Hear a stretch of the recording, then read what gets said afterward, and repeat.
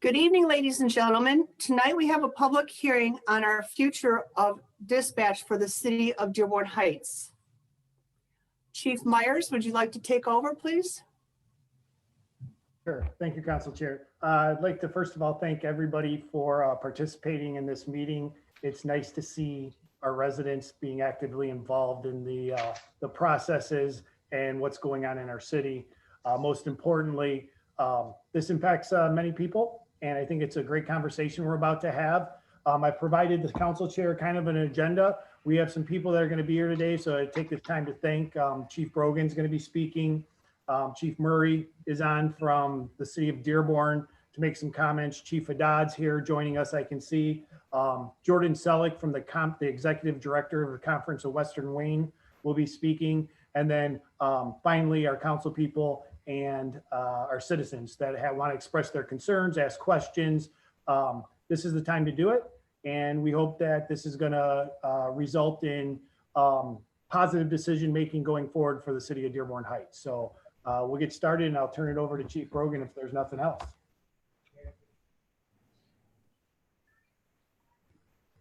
Chief Brogan. And also, Chief, you do have the ability to unmute whoever you want to speak. Gotcha. I think I just did that.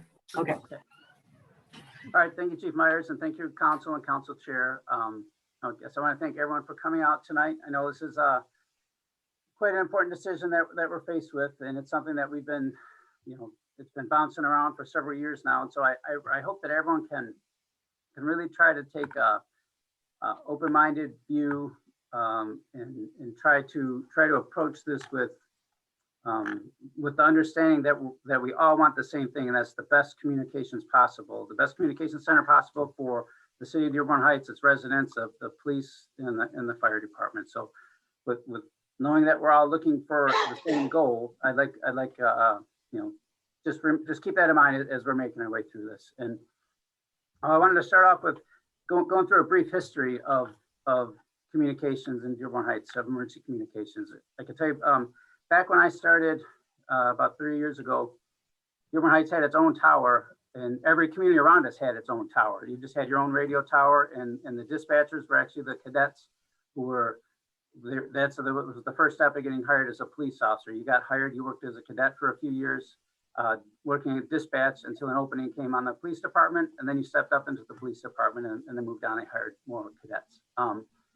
Everyone shared one frequency, and so that meant we were if we were within range of your radio tower, we were going to be hearing your traffic. And so any fire, any EMS call, everything that was going on, we all heard. And so we all had to kind of compete for airtime on the radios, especially when something big would happen like a storm.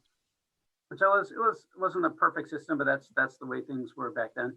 And then somewhere in the mid to late 90s, we got away from the cadet program and moved to civilian dispatch. And that's when we hired a lot of the dispatchers that we still have today, who serve the city well. They're excellent dispatchers. And then they phased out the cadet program. Then around 1999 is when we switched over to the 800 megahertz. And that's a fully digital communication system. But it's very, very expensive. So we couldn't just use our single tower anymore. It wasn't every community with its own tower. We pitched in with the Westland Consortium is what we joined. And I think there are 5 communities involved in that. Like I said, it was very expensive, but with the 5 of us pitching in, we kind of shared the cost. And it was Dearborn Heights, Westland, Garden City, Inkster, and Wayne. I believe that's who was involved in the Westland Consortium. And the big advantage to that was each city got its own talk group, which meant everyone got their own. We only heard Dearborn Heights radio traffic after that, so we didn't have to hear we didn't have to fight for airtime to talk. And so it was a good system, but again, very expensive to maintain. And that led us to like the mid 2000s, and that's when we switched over to the MPSCS, and that is an even larger system. It has radio towers all over the state with hundreds of communities involved. There's an entire staff dedicated to just maintaining the towers, which they take a lot of maintenance and software updates and things like that. And again, communities from all over the state, all working together to to create this system of radios that we're currently working under now.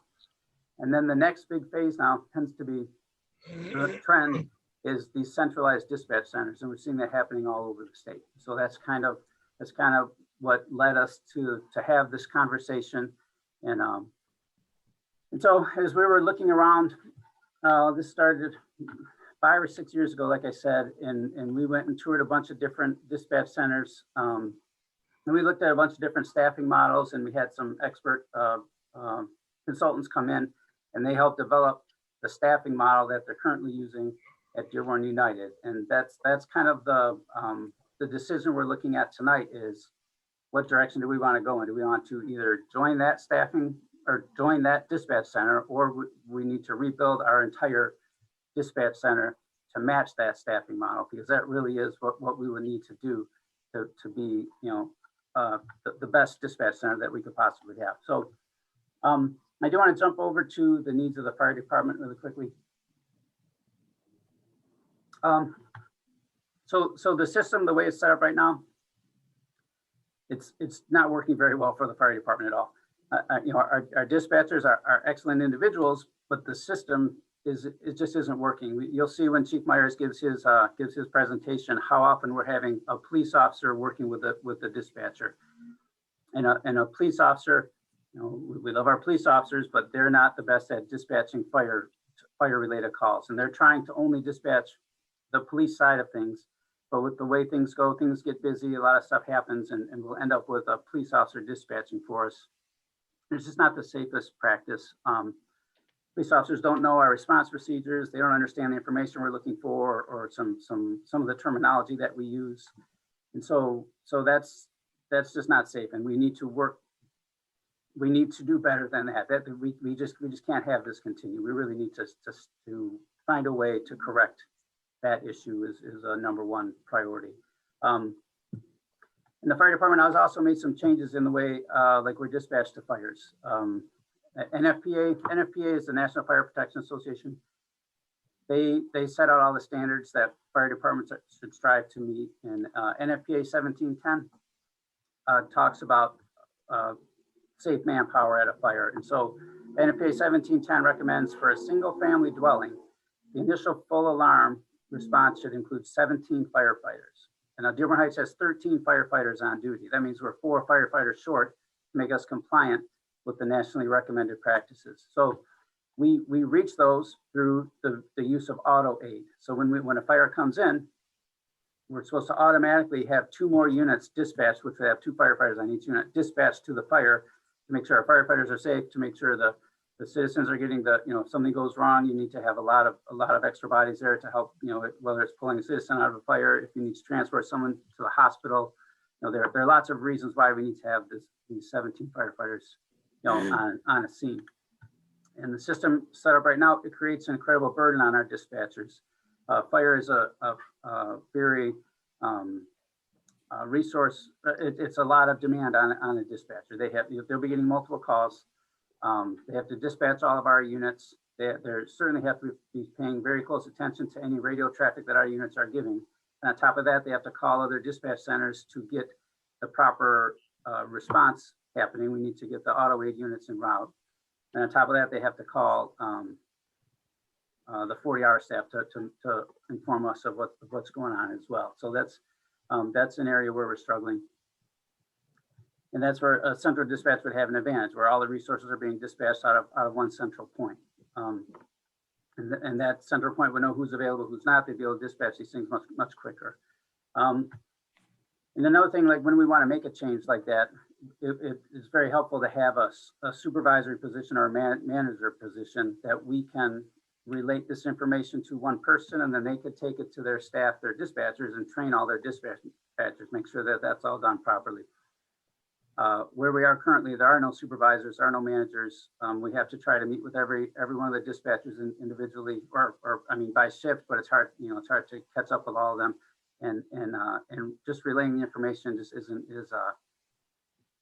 is smooth, and you're not getting as much follow through where you would if you had a central point of contact, a supervisor that you could just talk to, and they not only will see all of the information is passed through, they'll make sure that it's actually all being met as well as they can. So I know I've been asked like what my recommendation about this is, and again, I only want to see the best communication possible for all the citizens and the firefighters and the police officers. And so what needs to really be looked at is what scenario is going to provide us with this best level of service possible.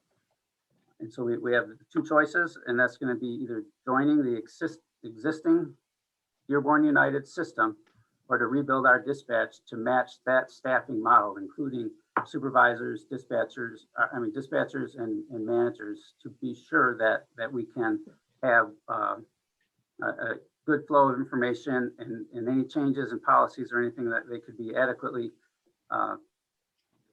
taught to the dispatchers and trained on, and be sure that they're being followed through.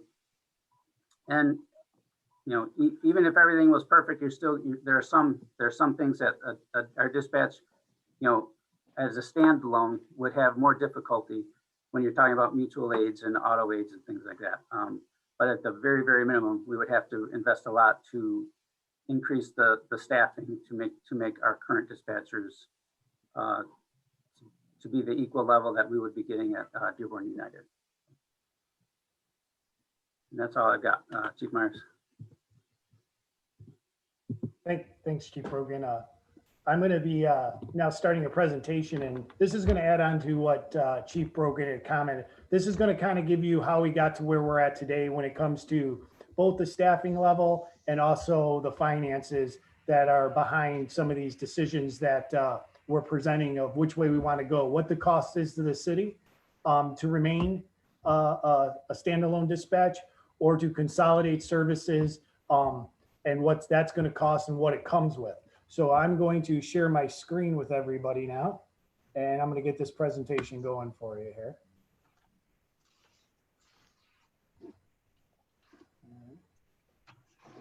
Hopefully, everybody, I'm going to ask the council chairs, can you see the presentation up there? Yes. All right, perfect. So first and foremost,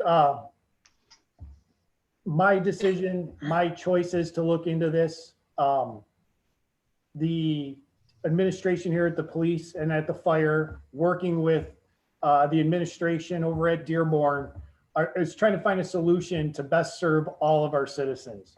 And we're going to present to you these numbers of where we stand, why we stand there, because I think there's some misinformation on why we're at where we're at when it comes to staffing levels. So we want to get as much accurate information out there today as possible. So I'm going to get moving forward.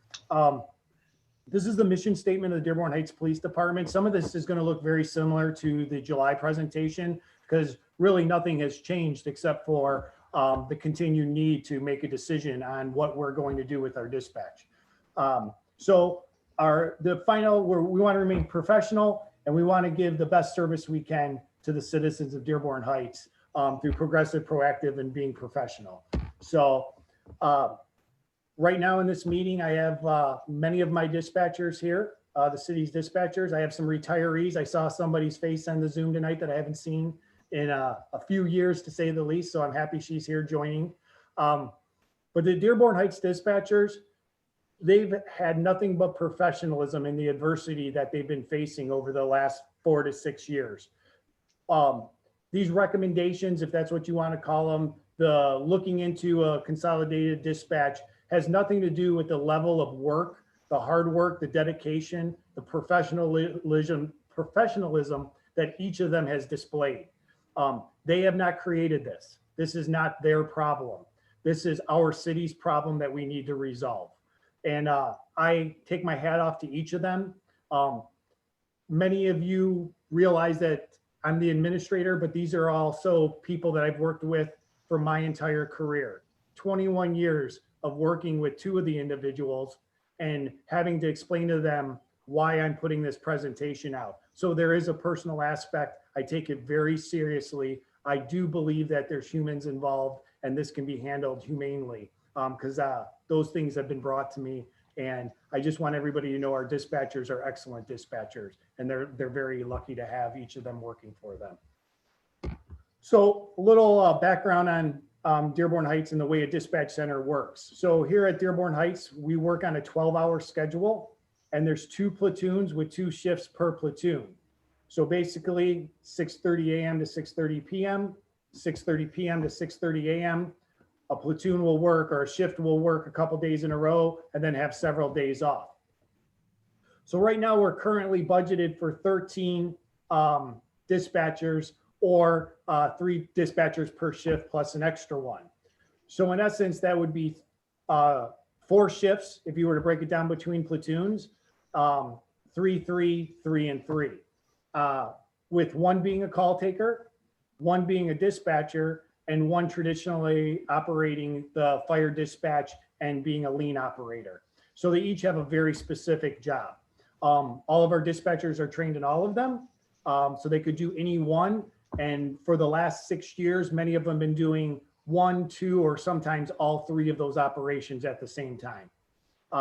Currently, it is managed by a road patrol captain and it's supervised by a road patrol supervisor. So there is no dedicated supervision, oversight, or management of the dispatch center, which does bring in liability issues when it comes to mistakes, mishaps, quality assurance, things like that. We want our officers policing the streets. We need somebody to be the supervisor of the dispatch center so we can make sure it's operating at its maximum capacity and efficiency. But the reality is, this is our staffing model for the last 7 years, going on 8 now. We have 13 budgeted positions, none of those as supervisors or management.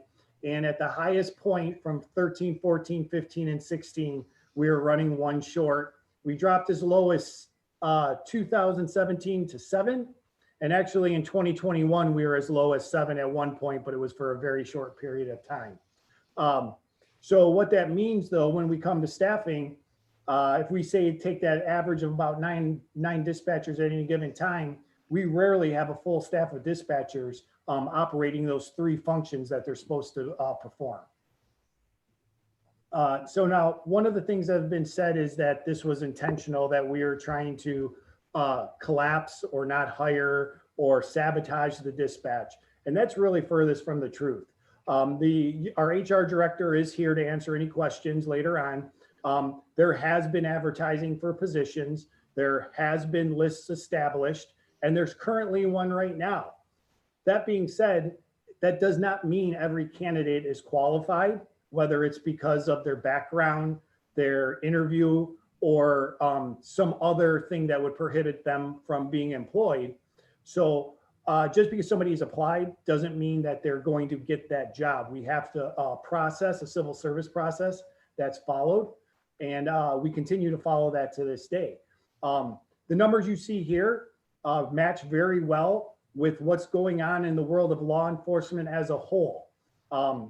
Every agency that's on this phone call throughout the state and most throughout the country will tell you that they are at a critical stage in staffing, that we cannot find employees to work in this profession. We were down as a police department in patrol, as many as roughly about 18% of our officers. I'm sure Chief Haddad has his exact stats, how many he was short at some given time, but it is a national crisis, and that goes for dispatchers as well. So what we see here is the actual numbers of how we staff. Now this is for 2020, which is kind of unique because in 2020, if you all recall, we went, COVID's hit us, and it's been a very difficult time for us to provide the services that we need to provide to our community effectively. For the months of April and May, we were on an emergency staffing schedule. So I do not want to include those numbers into this staffing chart, because that would skew it disproportionately and it wouldn't be fair. So in 2020, traditionally there would have been 730 shifts in a year. I took out April and May, so for a total of 610 shifts. And what you see is how we, by percentages, have staffed over that time. So if the optimal amount was 3 dispatchers, 49 of those 610 shifts, or 8% of the time, our dispatch was fully staffed. For 69%, so 2 out of 3 shifts, we were having 2 dispatchers do the job of 3 dispatchers.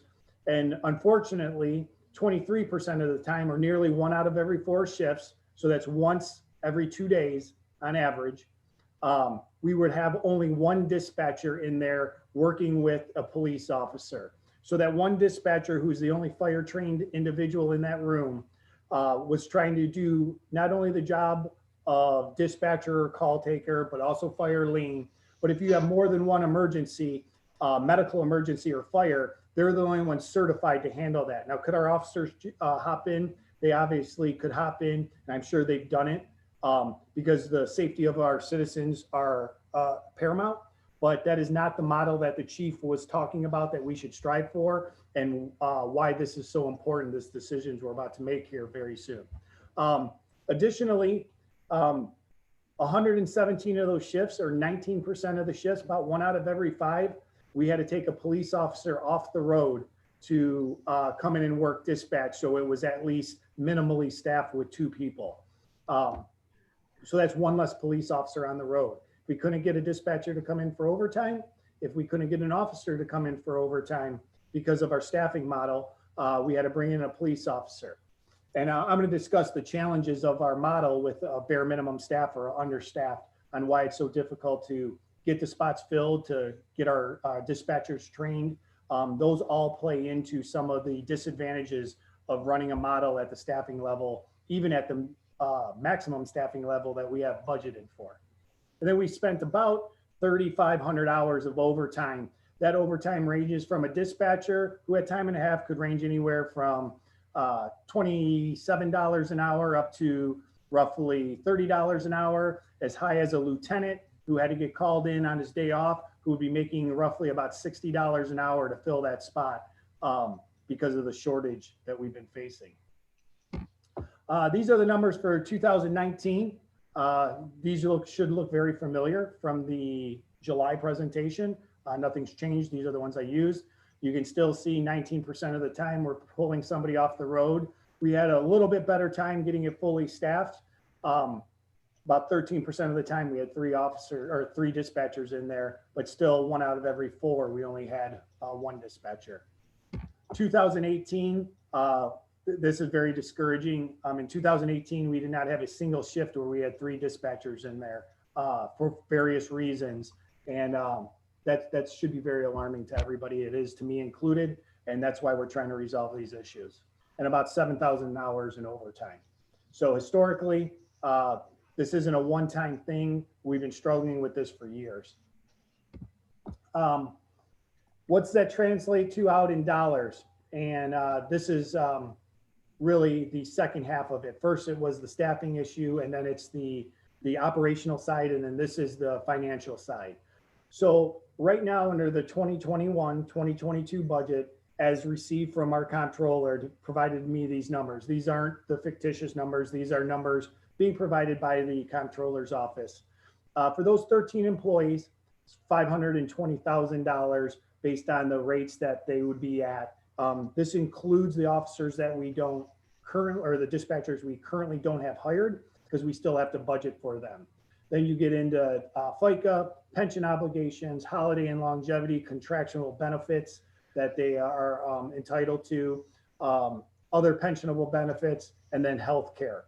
That comes out to just shy of 1.1 million. If you divide that by 13 employees, we're supposed to have, on average, it costs just shy of $83,000 per employee. Under this current budget, because I have to make sure that our dispatch works efficiently, if we're going to keep a combined dispatch, we have to operate it effectively. And with that, that means supervision and management, dedicated supervision and management. So under the proposed budget, I've asked for 12 dispatchers, 2 supervisors, and 1 public safety access point manager. That's what PSAP stands for. That's what a dispatch center is. Not taking any pay differentials into account, not paying supervisors more or paying a management level position. I was able to calculate just on average what we paid for the average employee, what that budget would look like if we had 15 employees, like I said, without any type of pay differential for supervision or management. That comes out just over $1.2 million. Once again, we have to budget for healthcare, and our HR director will explain this. We have to budget for healthcare for every employee like they're a family, because at any given time, people's circumstances can change. And during that year, we have to be able to provide them at that cost the healthcare they're entitled to. So although somebody might only be getting a single or a non-family type plan, their circumstances could change. They could then elect to take a family plan, and we would be having to cover the cost of those. So when we budget at the highest level for that purpose.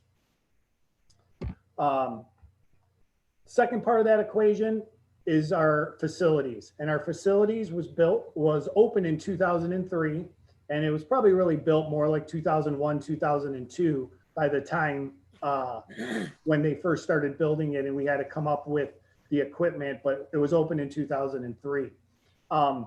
We're estimating just to do a remodel of our dispatch right now for the physical structure, which every council person has got to see what's inside of our dispatch center, to remodel the workstations, put in new raised, it's floating floors because of all the technology that exists underneath the floor, the wiring and such.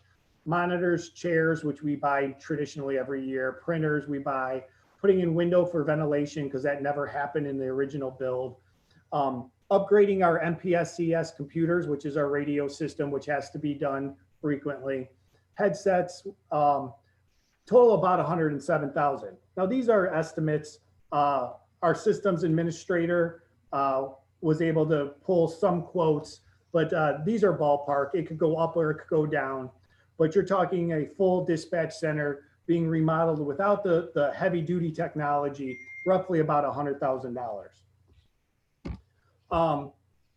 These are the technology, these are the big costs that we know that we'll always face. So in 2014, we put in our original Viper unit. That is your 911 system. That's where your phones get routed through. We have roughly 27,000, I take that back. We have roughly 42,000 911 calls that come in a year. We dispatch roughly 26,600 calls for service between the police and the fire during that time. That is that machine. That machine was put in 2014. We were notified that it was obsolete within the first year that we put it in because that's how technology is. It had no value after that point. So as we continue to evolve and technology gets better, we've been told that be part of the PFAN, which I believe Jordan Selleck from the Conference of Western Wayne is going to talk on more.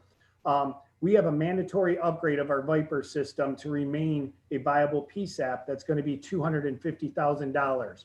That was put off last year with a fix of about $35,000, which was a patch so we could get through this year. It was supposed to be done this March. We've asked them to put it off until this fall so we have a better understanding because we don't want to spend that money if we choose to go to consolidated dispatch. The Viper contract for that system, for our 911 system, is roughly $64,000 a year.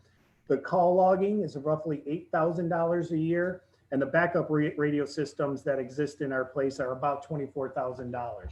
So we're looking at a large scale technology upgrade of which has to be done. The backup radios will have to be done this year. The other costs are there. So you're talking over $300,000 in technology upgrades that have to take place under this current budget. And they are in this budget that I've provided for review. So this is kind of the difference between what we probably will have to as a city versus to contribute, or the financials, and what it would cost the Dearborn United dispatch. We're looking staffing under the current model of the 13 employees, as the previous slide said, about 1.1 million, a little over 100,000 for facilities upgrade, and the mandatory technology upgrade of 346,000 for just about $1.5 million this budget year. As most people have had the opportunity to review the contract that was provided, has been out and able for review. The 4-year average calls for us are roughly 40,000 calls.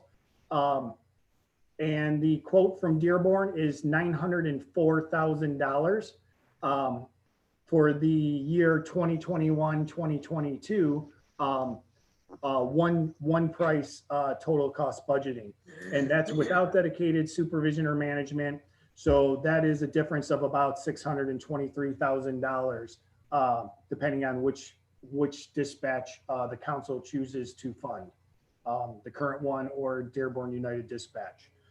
Now these are under my proposed models. These numbers change because under the proposed models, we'll have 12 dispatchers, 2 supervisors, and a PSAP manager. And the difference between those two are just shy of $800,000. If council decides that this is best for our city to stay with Dearborn Heights Dispatch and to rebuild it and staff it properly, it will come at a greater cost. The model that we work under is from the 90s.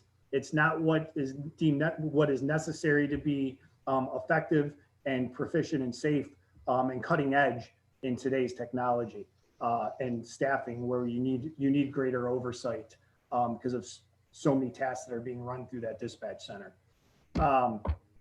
This is for a future for the second year, 2022, 2023. I use the same staffing number model of just shy of 1.1. We won't need to upgrade our facilities that much. There's always some things we have to buy and fix, but it's very minimal. Technology will just be a service contract. And at that point, a service contract, the call logger, and anything else that we find through Motorola or through our radio system that we're told has to be upgraded, including our records management system. That's just over 1.1 million. And the cost from Dearborn for that year is 922,000 for a difference of just shy of 240,000. I know there are a lot of numbers and we're almost done. This is under the proposed model. You're looking at with the management staffing model here in Dearborn Heights that you would get in the Dearborn United, 1.3 versus the 922, or a difference of about 404,000. So this is what it looks like over 2 years. These are expected costs. These are estimates, but they're pretty good estimates of the numbers that we'd be looking at. So for a budget, about 2.7 million to operate our dispatch. Currently, without supervision and management, dedicated supervision and management, 3 million if you include dedicated supervision and management, or 1.8 million going to Dearborn United Dispatch. So the numbers are there for you to review. We're looking at $1.2 million difference for management here versus management in Dearborn United's dispatch. And some pros and cons to think about. Under our current model for staffing, we have limited management and supervision, although it's been budgeted for. A smaller pool of employees, and I'm going to touch on that real quickly, and it causes barriers to continuous training. In Dearborn Consolidated Dispatch, you already have the dedicated management. You have a larger pool of employees, and it allows for continuous training. And what I'm getting at is, under that model of three dispatchers per shift, the way it works is if 3 people are working a 12-hour shift, they're not eligible to train.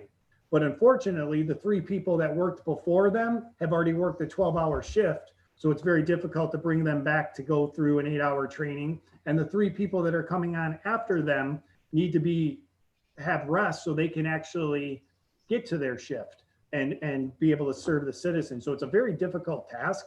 And under this model, it only allows, when you only have 12 dispatchers, 3 people to actually attend a training. And if you're bringing in outside trainers, you need to have your entire staff there. And so it's a very daunting task to try to get everybody properly trained. If we had 20 dispatchers, it'd be a much easier, but it would come at a greater cost. Fiscal responsibility, under Dearborn Heights, we have a greater cost. We have more variable costs, meaning that if there's a technology upgrade, a mandate from the state, a mandate from the federal government, if something breaks, those costs will all have to be played out. We are the sole cost for technological advancements. So if there's something that our citizens want, we have to purchase it on our own. And it does not, our budgeting does not include funding for future capital outlays. So some of these things we know about have about a 5-year life cycle. The current budgeting model, not by my choice, but the current budgeting model that we have worked under, we never budgeted knowing that systems were going to die. So that $250,000 Viper machine, ultimately you would hope that you would budget $50,000 a year for 5 years from this point on. So when that expires after 5 years, you already have the money in capital outlay to cover the cost, and you would continue that for all your high ticket items. That's not been the case. I'm willing to entertain that under this budget. I think it's a great idea, but under this budget, you would be purchasing it and starting the capital, future capital outlay cost. Dearborn Consolidated Dispatch, you're looking at nearly $1 million savings in the first 2 years. You have fixed costing, which when it comes to budgets for a city is much easier to do.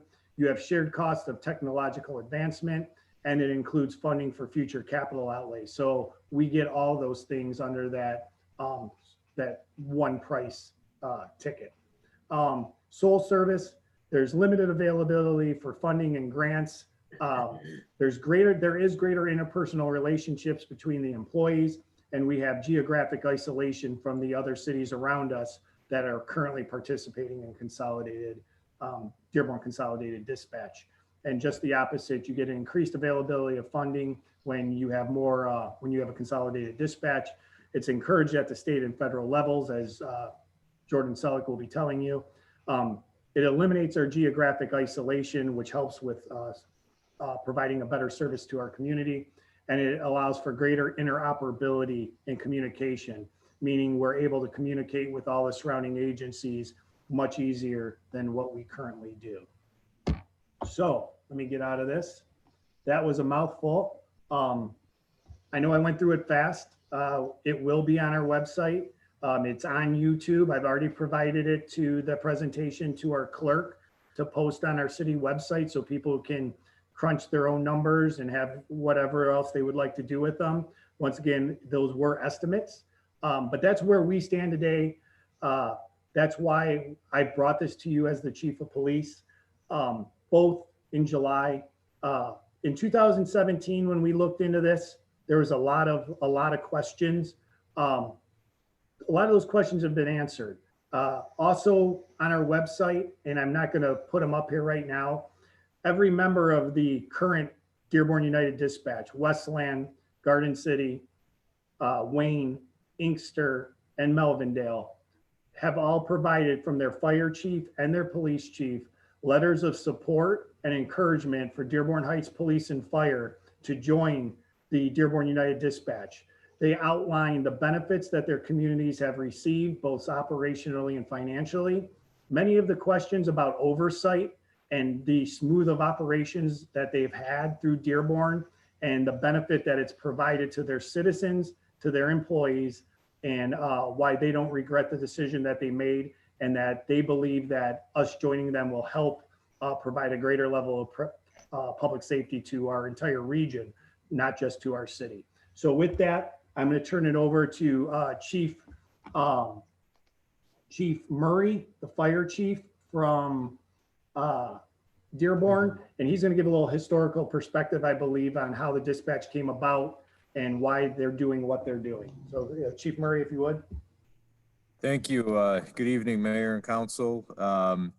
Joe Murray, Dearborn Fire Chief, just provide you with a little bit of background. So the way that the Dearborn United Dispatch Center came about is, without going into a whole long, deep history, but coming out of 9/11 and 9/11 Commission, there were a lot of recommendations made for interoperability between communities and a movement towards regional PSAPs in order to help exchange information.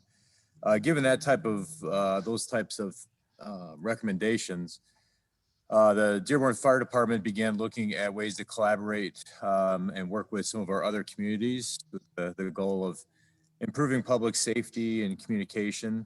Really, it started for us with our fire consolidation with the city of Melvindale, which was we started in 2012 and went through 2013 till it was finalized. At that point in 2013, we took over the fire dispatching duties for Melvindale as part of that agreement.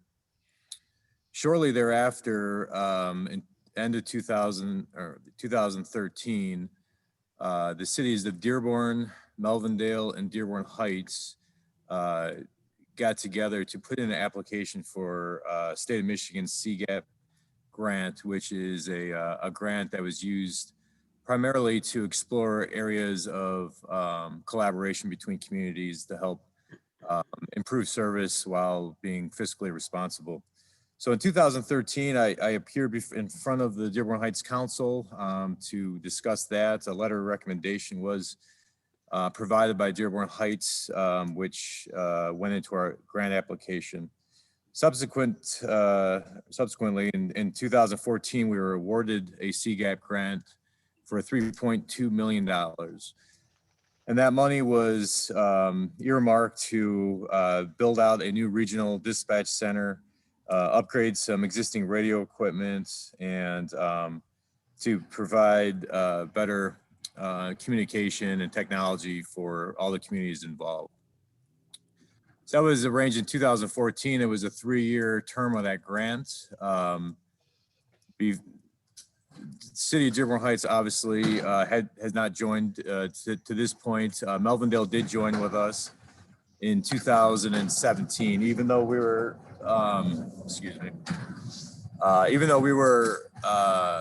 dispatching fire since 2013 for Melvindale. The police were separate.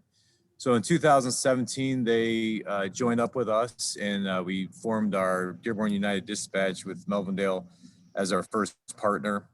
As part of that, we also took over Melvindale jail services as well.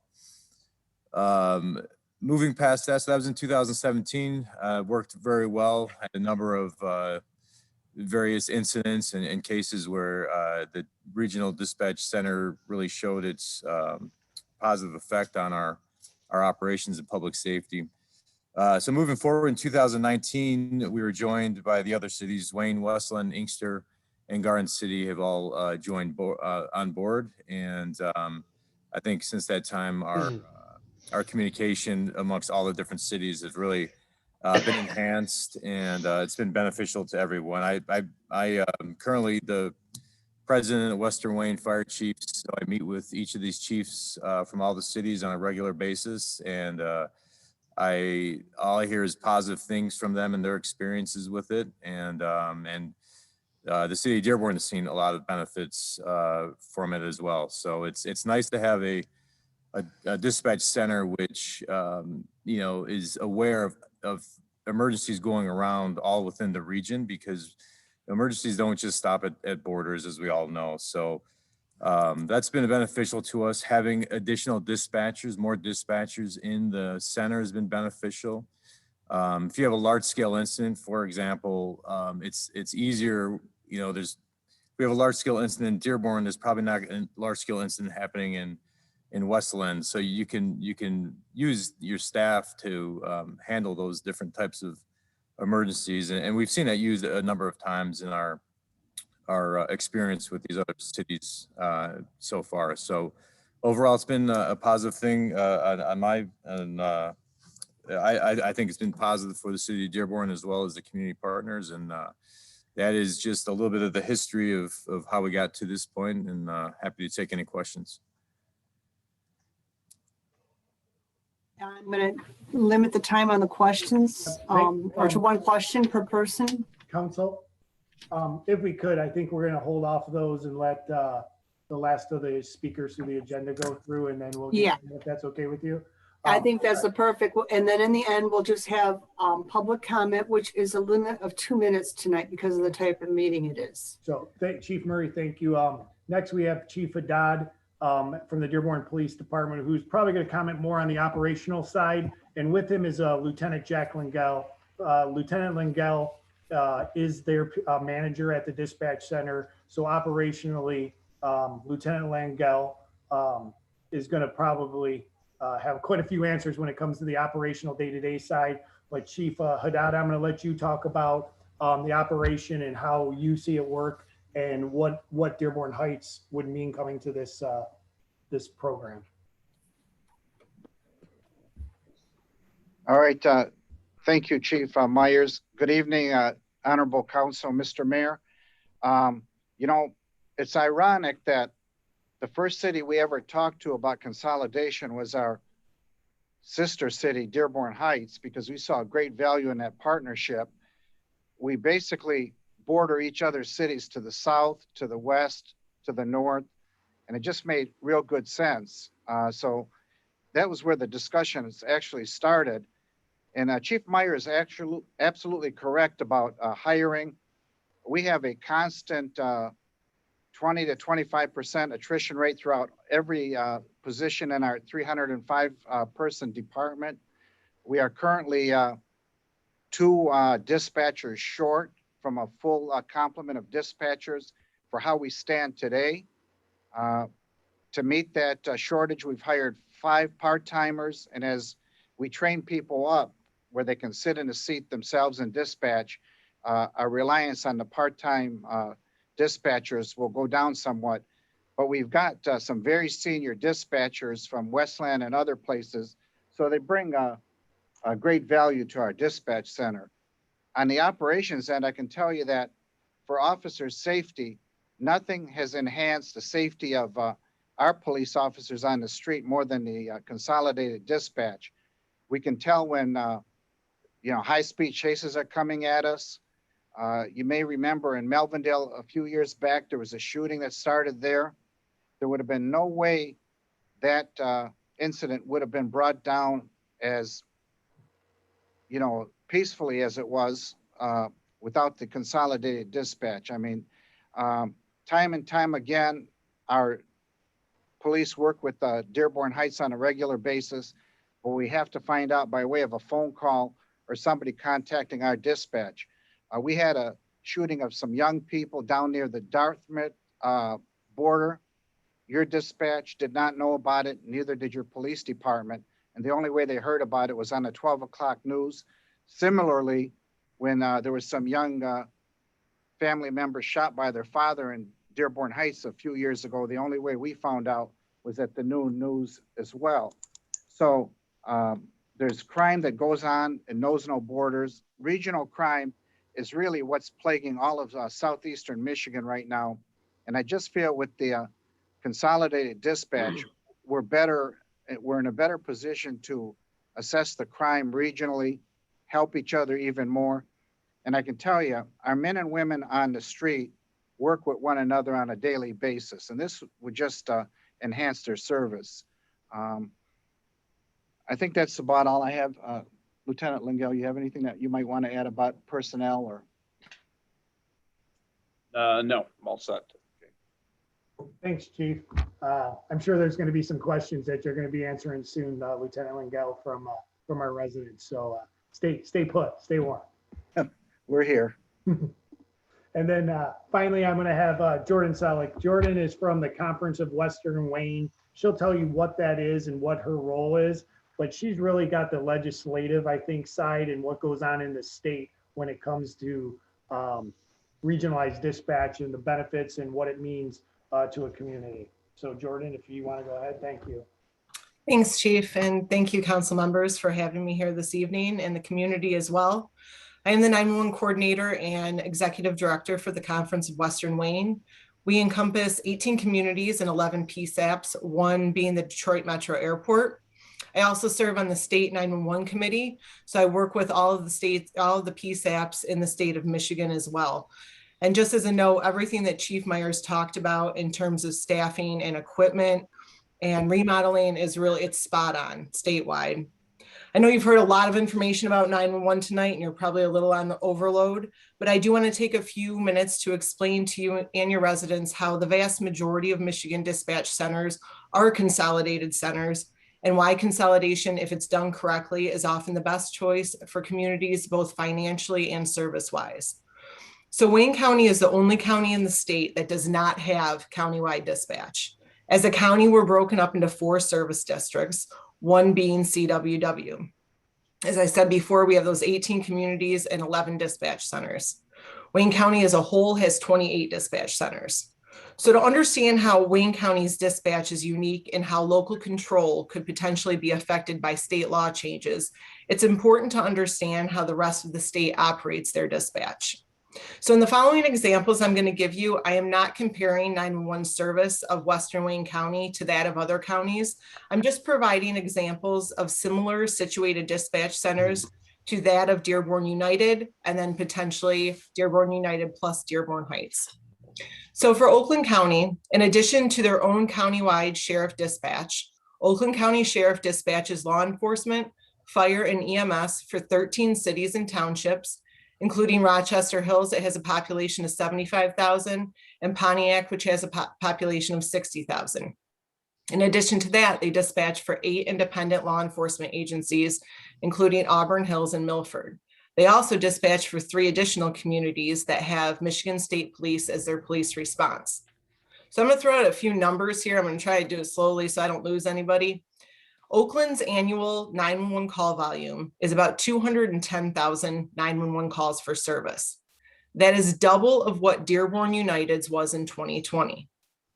Adding in Dearborn Heights' annual call volume would total about 70,000 911 calls less than that of Oakland County.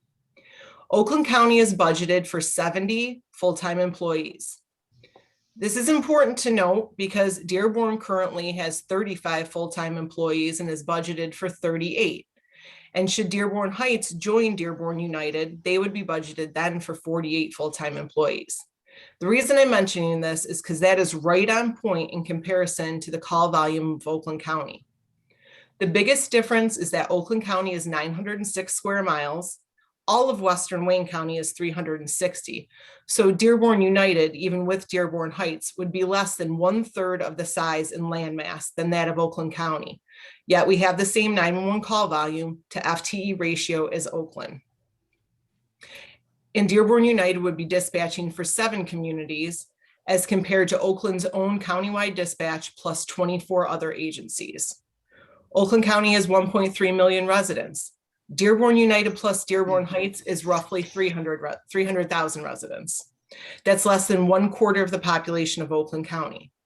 In summary, Oakland dispatches for more residents, agencies, communities, and landmass. And yet Oakland County and Dearborn United are matched in 911 call volume to full-time employee ratio. My point being that not only is consolidated dispatch done throughout the state, but it's done on a much larger scale than anywhere currently in Wayne County. Some other examples of county consolidation: Macomb County's Sarisa 911 Center dispatches for 4 agencies and have an annual call volume of about 120,000 calls, which is similar in size to Dearborn United plus Dearborn Heights. They have 21 dispatchers, 6 supervisors, 1 deputy director, and 1 executive director. Midland County 911 dispatches for 19 communities, 4 law enforcement agencies, 1 EMS, and 11 fire agencies. My purpose in bringing other areas of the state to your attention is to show you that Wayne County and dispatching for 1 single community is the exception rather than the rule. Even in CWW, single community dispatch is not the majority. Half of our PSAPs, or dispatch centers, dispatch for 1 community, while the other half are consolidated with neighboring communities. Out of the 136 dispatch centers in Michigan, only 38 dispatch centers dispatch for 1 community, and some of those are colleges and airports. That's only about 1/4 of the dispatch centers in the state, only dispatching for 1 community. Through computer-aided dispatch, that's what your dispatchers use to find the caller and to do everything that they do to get that 911 call answered and responded to. Through that, a 911 call can be received anywhere and it can be dispatched anywhere.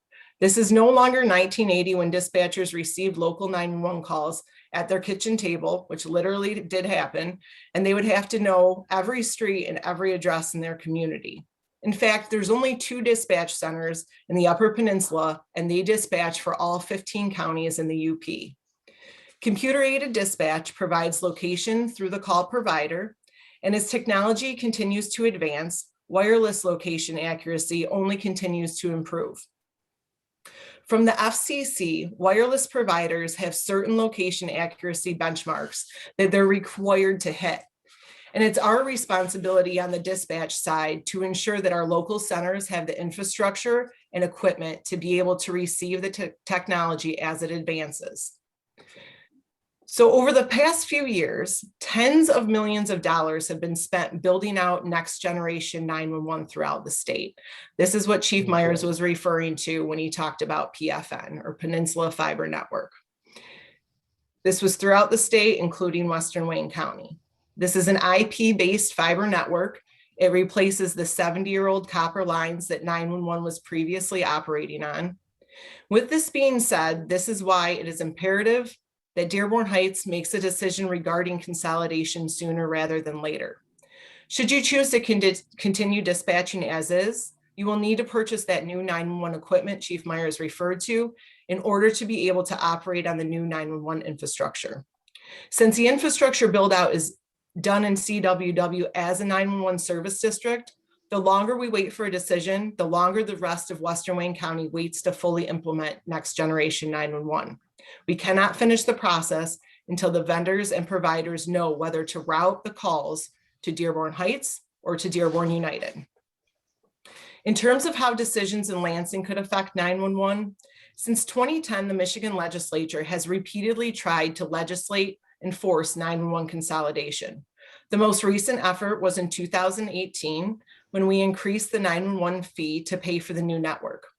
At that time, an amendment was added to the bill on the floor, so completely circumventing the committee process, that would require consolidation for any dispatch center that dispatched for less than 150,000 people. We are currently in the process of rewriting the 911 Enabling Act, which expires at the end of this year. This is the same act that we amended in 2018 when that amendment was attempted. When an entire act is open for a rewrite, every part of the act is subject to changes. Many legislators want consolidated 911. Some even want state-run 911. The best argument we've had at the state level is that local consolidations are happening on their own, taxpayer dollars are being saved, and the quality of service is even improving. We don't need the state's involvement, and we fought against legislative consolidation for over a decade, and we've been successful, but the past ones don't guarantee future ones. It's much better to be in charge at the local level on 911 decisions and consolidate in a way that works for all parties by your own choice than to be forced to by the state. The bottom line is that 911 consolidation is safe. It does not affect the quality of service except for to likely improve it. Public safety response does not change. The same Dearborn Heights police, fire, and EMS will respond to calls just as they do now. From a financial standpoint, tax dollars, as you saw, massively saved. The continued investment in 911 technology will not end. There will always be new equipment needed to work with whatever the latest technology is. And sometimes those things are not predictable. If a vendor decides that they're no longer going to repair a certain piece of equipment, you will need to replace it. In closing, I know this can be a difficult decision, mainly because 911 is difficult to understand in all of its technology, but you're not alone. Councils and boards all across the state have been where you sit today, determining what is best for their public safety and residents in terms of 911. I also know for the community, it can be a really scary thing to hear that 911 calls will be answered by another city, but I hope that I was able to ease your mind somewhat with the examples of 911 consolidation statewide. And I'm always available for any questions from the community or our elected officials, either tonight or at any other time. Thank you. Thank you, Jordan. I really appreciate it. Council Chair, the agenda for what we wanted to present to our residents is done and for the council. I really urge our council, regardless of what you choose, that a decision is made before this budget cycle coming up, both for financial and operational reasons. It truly is up to you. We elect, our residents elect you to make these type of decisions when it comes to how we allocate our money. But we're all here to answer questions. I think that's why most of the people are on here. So I will turn it over to you, Council Chair, for whatever you see fit. Sure. I'm going to limit it to 2 minutes and one question. I'm going to ask that you raise your hands and I'll call you in the order that you raise your hand, and you need to use the icon. There's way too many people in here. If you wave your hand, we're going to miss you. Okay, Councilman Constant, go ahead, please. Thank you, Madam Chair, and thank you, Police Fire Chief Dearborn, everyone, for a great presentation. Jordan, did I hear you correctly? There are only 38 communities in Wayne County that have a single community dispatch. And if so, out of how many communities? I heard the number 38 out of, but I didn't get the total.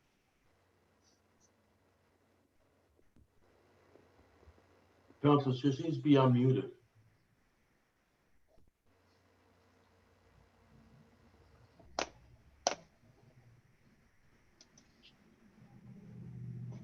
Yeah, she's muted. Okay, sorry about that. No, actually it's 38 communities in the entire state of Michigan. So the whole state of Michigan has 136 dispatch centers. Of those, only 38 dispatch for one single community.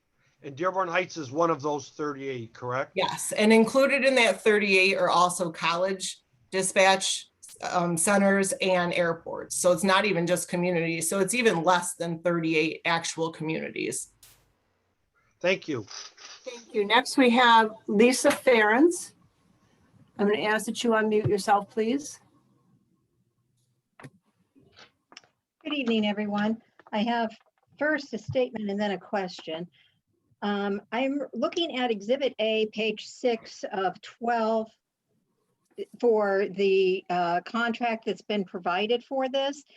And I see something that I find alarming, and that is that in consideration of joining in Dearborn for our 911 services, we are expected then to also release Dearborn from any current or former issues that may have collectively gone in as a claim. That's every department. So if their TPW did something in Dearborn Heights and we're trying to resolve with them, we're expected to remove that claim. And that is, to me, the perfect example of local pork. It is totally unrelated to what we're talking about. It is totally unrelated to this service, but we're going to slide it in there and get us to sign some rights away.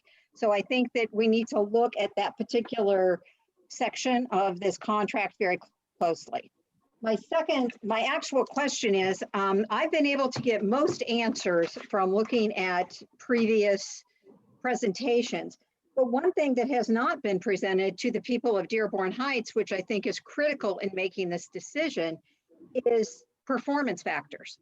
5 years ago, we were told, you should join us. We're going to set the world on fire. And we said, we don't have to be the first ones in. Let's wait and see. And in fact, the building was delayed in terms of its construction. It did not go online as we expected in terms of a timely manner and its operation. So had we joined you, we would have had significant hardships. I don't have any detail on how many calls are handled, how many are dropped, how many are transferred. What is the response time through your 911 for police, fire, and EMS? I think that understanding what we're buying is critical, and those performance metrics have not been provided to this community. And I would ask that that you provide them. Thank you.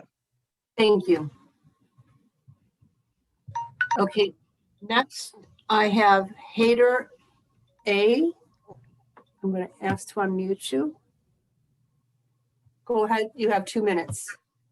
Hey, how's it going? I think one of my main questions and one of the main factors I want to get across is as far as taxes. So you guys are securing the funding from Dearborn Heights and from all these different cities. How is that going to be kind of taken care of once it gets to that dispatch center? Are we paying more than, say, Melvindale or Westland, or is that set amount for each different city? How does that work? So I don't know if anybody's here from Dearborn Finance, but it's based on call percentages. We've turned over our annual call numbers, and it's a percentage. I think Lieutenant Langell might be able to better explain that, but it's based on call volume. So if you look, it says we have 19%.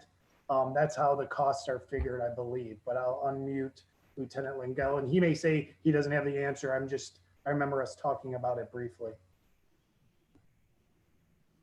Thank you. Chief Myers, I do not have the exact figure on the cost per call, but that is the formula that they use. Okay.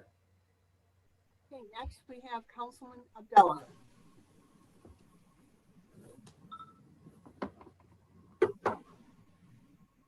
Councilman Abdullah? Oh, you're muted. Hold on. Okay. Thank you, everyone. This question is for Chief Myers, and I just want to make sure I understand this correctly. Now, first of all, let me go on record in saying I'm probably 80% in favor of doing this. With all the research I've done and all the different places I've been to our center multiple times. I've been to the Dearborn Center 3 or 4 times. I've talked to multiple chiefs, including Chief Haddad. I think 2 or 3 different times we've had conversations about this. And I've talked to a lot of police officers about this and went over to the Macomb Combined Dispatch. With that being the case, but there's still obviously some hesitations that I've got in regards to this. Now, I've talked to some police officers, Chief, in a couple different cities around here, including ours, in confidence, and their remarks were not as good as I'm hearing. And as you know, I'm very blunt. I'm just transparent. Their remarks were not as good as I'm hearing from the different police chiefs, whether it's yourself, Dearborn, et cetera, et cetera. They're saying, you know, on the ground, it's not as good of a concept as it sounds on the outside, or at least on paper. So I wanted you to address that, if you don't mind, because they're saying there's going to be a lot of dispatchers that are not going to be as familiar with a lot of little intricacies of working with the local police department. That's one. 2, from what I understand from your numbers, it's $623,000 approximately in savings if we went with Dearborn Dispatch.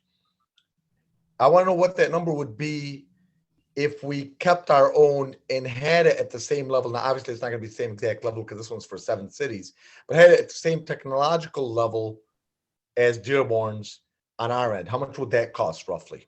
So I'll do the second one first. The slide, I know you have the printout. Right. The difference is what it's going to cost those 2 years to run. It says dispatch with 12 or with 13 people, dispatch with a dedicated management, or what it's going to cost in the first 2 years in Dearborn. There's your difference in pricing. So, well, the reason I asked that, Chief, is if you look at, like, for example, I'm just basing it on the savings alone, just on the savings. Now let's talk savings. If you look at if you take the $623,000 and you divide it by 23,000 properties that pay taxes, you're down to like $27 extra per home or per unit, whether it's commercial or residential. And as far as I know, it's 23,000 total, including commercial. And there has been talk with some residents saying, you know what, I'm willing to pay a little extra taxes, or maybe we could come up with it somehow, obviously, as a city to make it equal to Dearborn. So this is something I think that has to be on the table. Again, I'll make it clear, I'm 80% for it, but there's still some things that make me very hesitant. Okay, so to try to answer some of those questions, first, that's the decision you're going to have to listen to. That's why we've elected you. I'm not trying to push the ball back at you.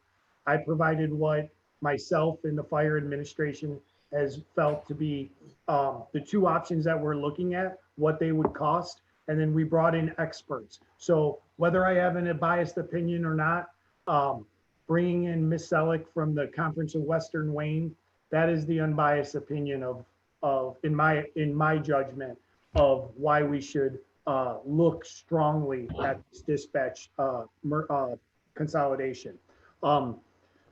Going to your very first question about why the officers feel differently. I have great police officers. I have great dispatchers. Life changes are difficult. Any change that you're going to implement comes with growing pains. It will come with mistakes.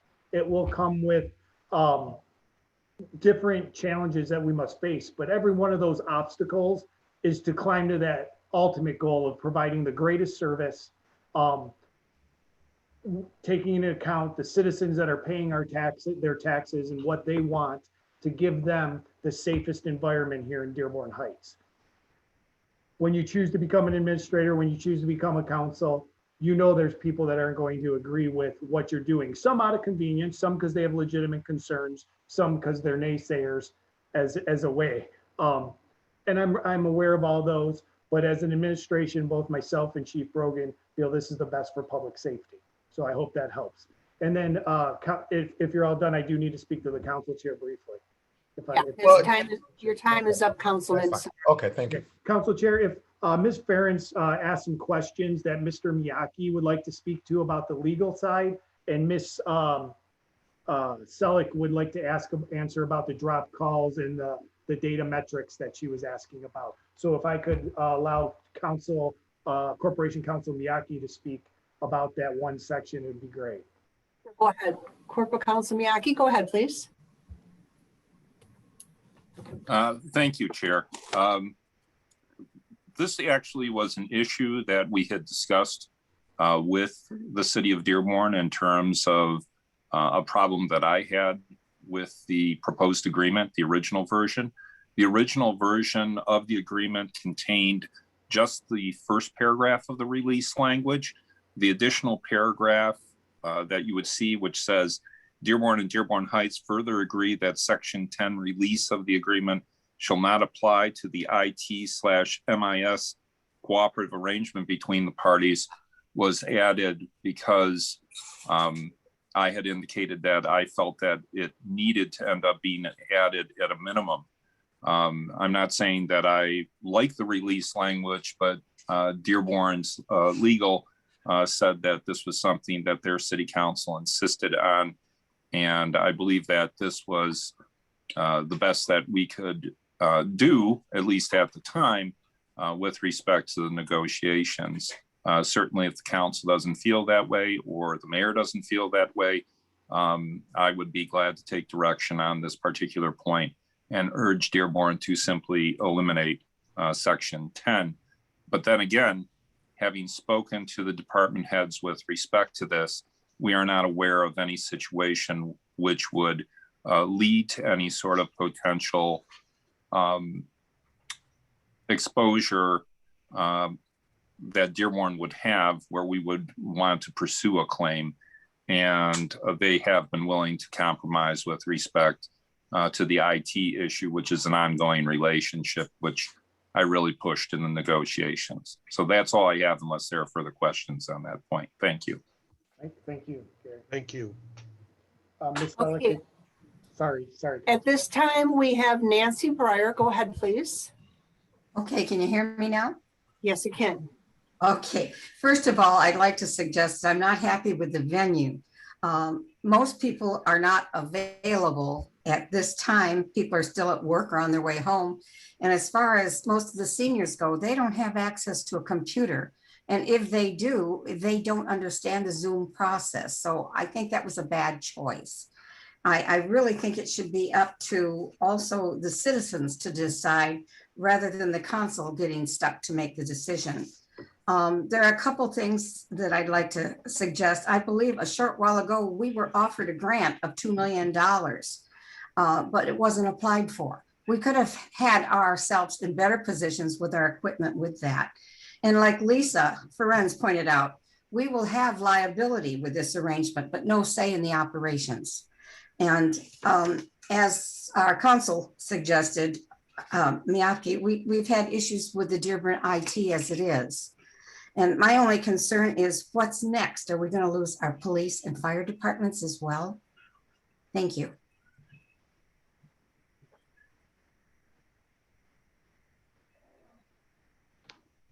You're muted, Council Chair. All right. Okay. Next, I have Councilman Abdel Haq. Thank you, Madam Chair. I just want to go back little history to 2008, 2009, when the administration asked the residents to approve the Hadley override, which gave the city $3.8 million a year. If we calculate it, it's over $40 million over the last 11 years. And that was, there was a promise to the resident that we're going to upgrade our police department. We're going to keep all the police officers. We're going to keep our dispatch. We're going to upgrade our EMS. All these promises, which I haven't seen any of them whatsoever in the last 11 years. Second, I want to confirm Mrs. Nancy Breyer said in 2018, yes, there was $2 million a grant, which we did not apply for it, and it was specifically for the dispatch. And that is something we should follow. I think we have a great grant writer in the fire department, and we just hired Mr. Jamal for grant writer and for compliance. I think we should listen to our residents, and we should see if we can go after grants and keep our dispatch in our city. Because I have a question for Dearborn. Chief Meyer said we are ranking in performance number 10 in the state. I would like to know what is Dearborn ranking in the state. Council Chair, if I could, before we turn that over, I'm gonna have to respectfully disagree from that first statement from the Council Chair. That money, the Headley Amendment. Wasn't to me, Council Chair, that was Yes. Councilman Zuhair. Councilman Zuhair, I'm asking if I could speak real quickly. Sure, you can. We have already spent that money in 2014 was to upgrade that entire MPSCS system and put in that new Viper system. When you have technology, you have to constantly upgrade it. So to say that we haven't used that money to make any improvements is not an accurate statement. That money was spent at cost of millions of dollars. Some of these council people may remember that in 13 and 14. That was when we originally went to the MPSCS system. It was a huge project, but we're 7 years down the road. We've advanced technology throughout the department. So I'll let them speak on anything the councilman believes, but I did want to make that correction that that money has been spent for upgrades throughout the police department, and Chief Rogan has seen upgrades for his fire department as well. Okay, thank you. Next, we want anybody else to answer further, or is this? Chairwoman, could I just jump in? I wanted to answer a couple of questions that came through that didn't get answers yet and be brief. Thank you. To Ms. Ferens, I think it was, in terms of the amount of calls that Dearborn United receives in 2020, they received 105 911 calls for service. Dearborn Heights received about 40,000 calls, 105,000 calls for Dearborn United, and then 40,000 calls in Dearborn Heights. In terms of drop calls and transfers and anything that has to do with that has nothing to do with the dispatch center. That is completely on the provider, whether it's a wireless provider or a wireline provider or a VoIP provider. That doesn't have anything to do with dispatch itself. And in terms of transfers, if the consolidation were to go through, you would no longer have to worry about transfers because Dearborn Heights would be inside the Dearborn PSAP, so transfers would not be an issue whatsoever. And then for grants, to budget on grants is very difficult because if you build out to that and you don't get the grant, you're still on the hook for the cost of your dispatch center. And just in terms of why it's being done on Zoom, it's COVID. This is legally the only way that you're able to have a public hearing these days is on Zoom, but I know that it's being recorded by Dearborn Heights. So I would encourage anyone who has friends that aren't able to watch it tonight or access to a computer, just go ahead and show them the recording from this evening. Thank you. Thank you. Next, we have Councilman Baydun. Thank you so much, Madam Chair, distinguished guests, residents, Chief Mark Myers, Chief of Brogan, Dearborn Chief, Fire Chief. Thank you guys very much. Obviously, as I said during the council meeting, I've been obviously very indecisive about this. I was able to go over to the Dearborn Dispatch Center and I seen how remarkably nice it looked. And I was also able to see ours in Dearborn Heights and see that the work that also needed. One of my biggest concerns is maybe somebody from Dearborn, and I believe I may have heard a rumor or whatnot, that if we were to merge, what happens with the Dearborn Heights dispatch centers or employees? I know that, we said that we would be opening more jobs in Dearborn if we were to merge with Dearborn Heights. But is there any say that they would be the first runner-ups to those positions if they can pass the psychological exam and the drug test? Is that correct? And background check. And a background check. I am looking for, there they are. I'm going to unmute them and they can I'll ask Chief Haddad if he can address that process. Thank you, Chief. And really, it just comes down to that for me is I don't want to see anybody unemployed lose their job, their seniority. I think that's important. Yeah, first of all, I want to say that there are certain things I can't say because there's union contracts in play, but I can just point to Westland, and we took every dispatcher that wanted to come here. There was a couple close to retirement, and now at least one of them is working part-time for us. So will they get first choice at the jobs that are created if we consolidate? Absolutely. The answer is yes. We'll post it as an internal post, which is, a closed post to only people in Dearborn Heights. And again, by the bounds of propriety, I just want to be careful what I say here, but it will be a internal posting, and they will have first choice of the jobs. And rather than me tell you more, you could talk to the Westland dispatchers that came here and get their opinions on how smooth and transparent the system was. Thank you, Chief. That was just really one of my biggest concerns regarding the merge and if it were to happen. Thank you. So I'll yield the rest of my time. Madam Clerk, I'm going to ask you to raise your hand because you're on the second page and I'm having trouble keeping track of the time. I can't see you raising the time up. I won't call on you, but it'll bring you to the first page. Okay. There you are. Perfect. Yep. How somebody did that. Okay. Thank you. I'm going to ask everybody who has co-host capabilities to try and limit what you're doing because some things are going on here that shouldn't be. Next, we have Dana Parrish.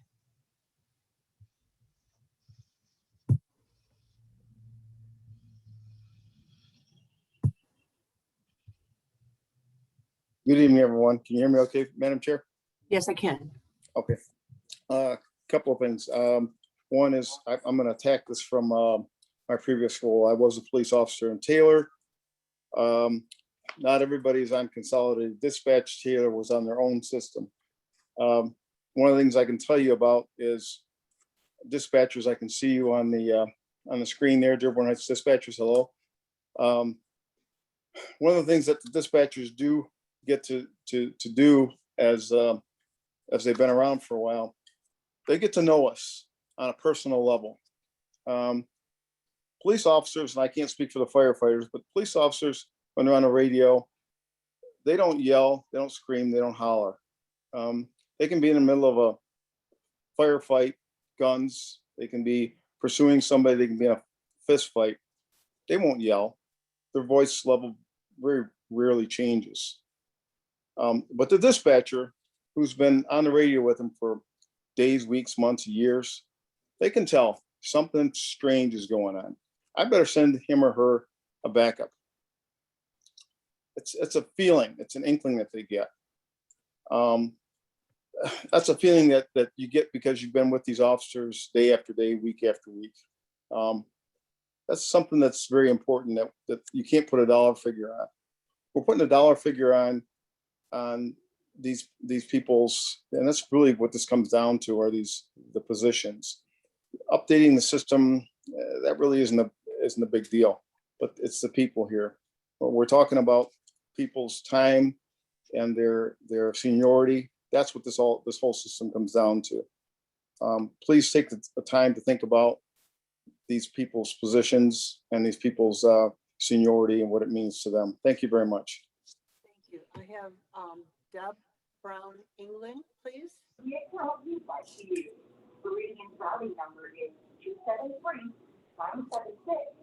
Thank you, Council Chair. How y'all doing today? Good, good. Thank you. I think it's time for us to take care of our 911 dispatchers because they're the calm in the storm. They're the ones that we turn to, and they're the ones that we've chosen to help our city.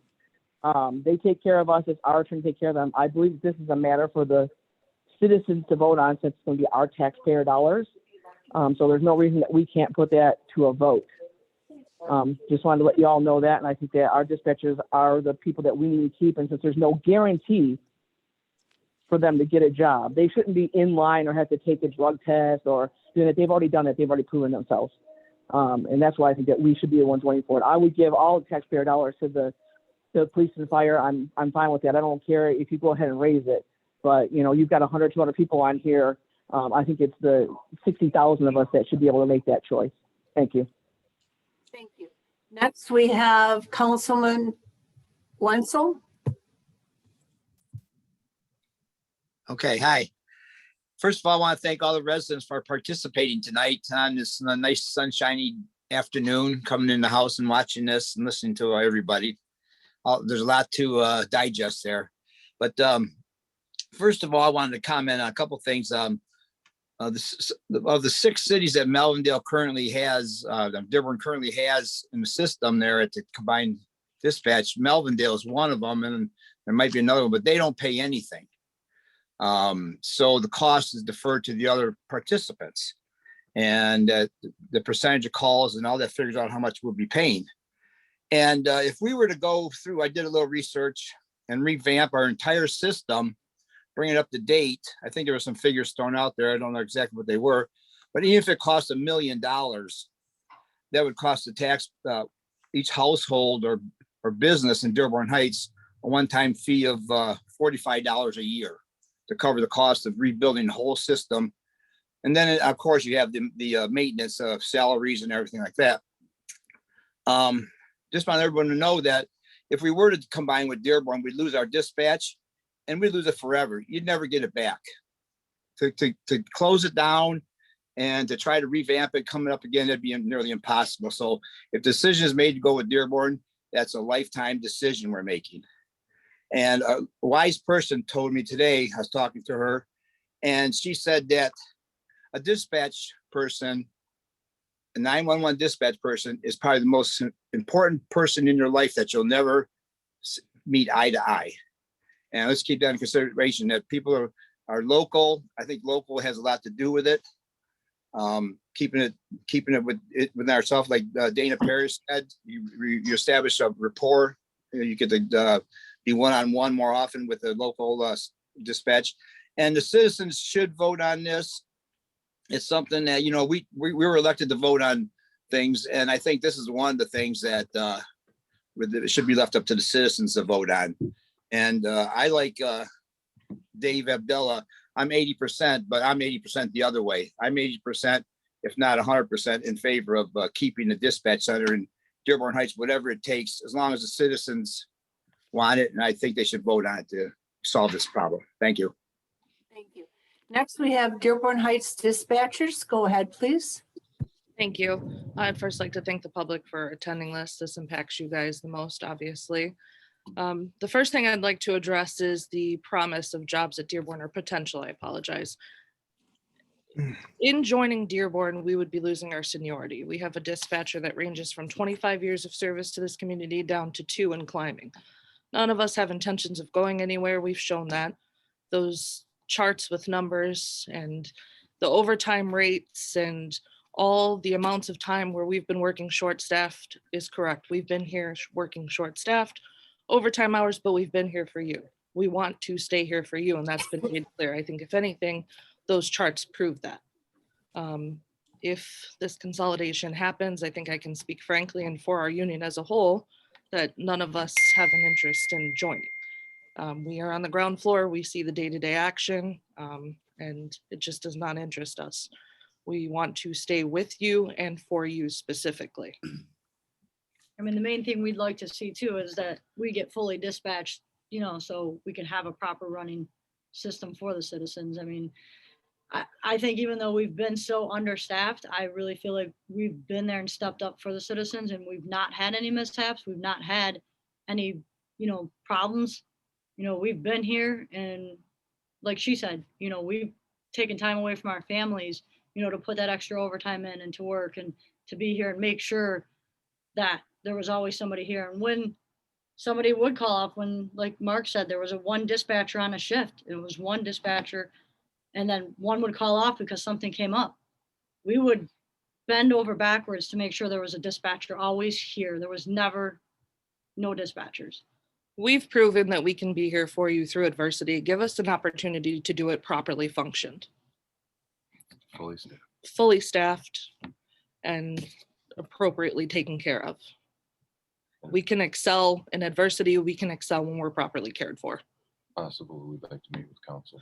And we'd like to extend an invitation to meet with council. I know we're very limited and everybody wants to speak. It's a hot topic issue. We are always open to be reached out to, and we'd love to meet with council members. Another thing like we would like to add, you know, is we know money is a big issue in a lot of situations and whatnot, but I mean, you can't put a price on someone's safety and someone's life. There's just no price for that. This has sent me, I am so angry this is even a topic again. We've already voted no on this once. I don't know what part of this, I think part of the problem is. Should I say something? Excuse me?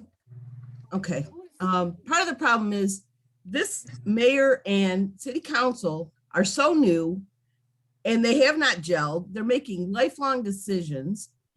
I want you to just put this to the citizens and we'll tell you no again. $45 a year. My other question is, why has our departments not kept up to standard? We have never denied the fire department, the police department, anybody. When you ask for something, they raise our taxes and we vote yes. You've never lacked for anything. We built the Taj Mahal of police departments so that everybody could join us. That's what was sold to us. Everybody was going to join us. Suddenly we're getting sold out.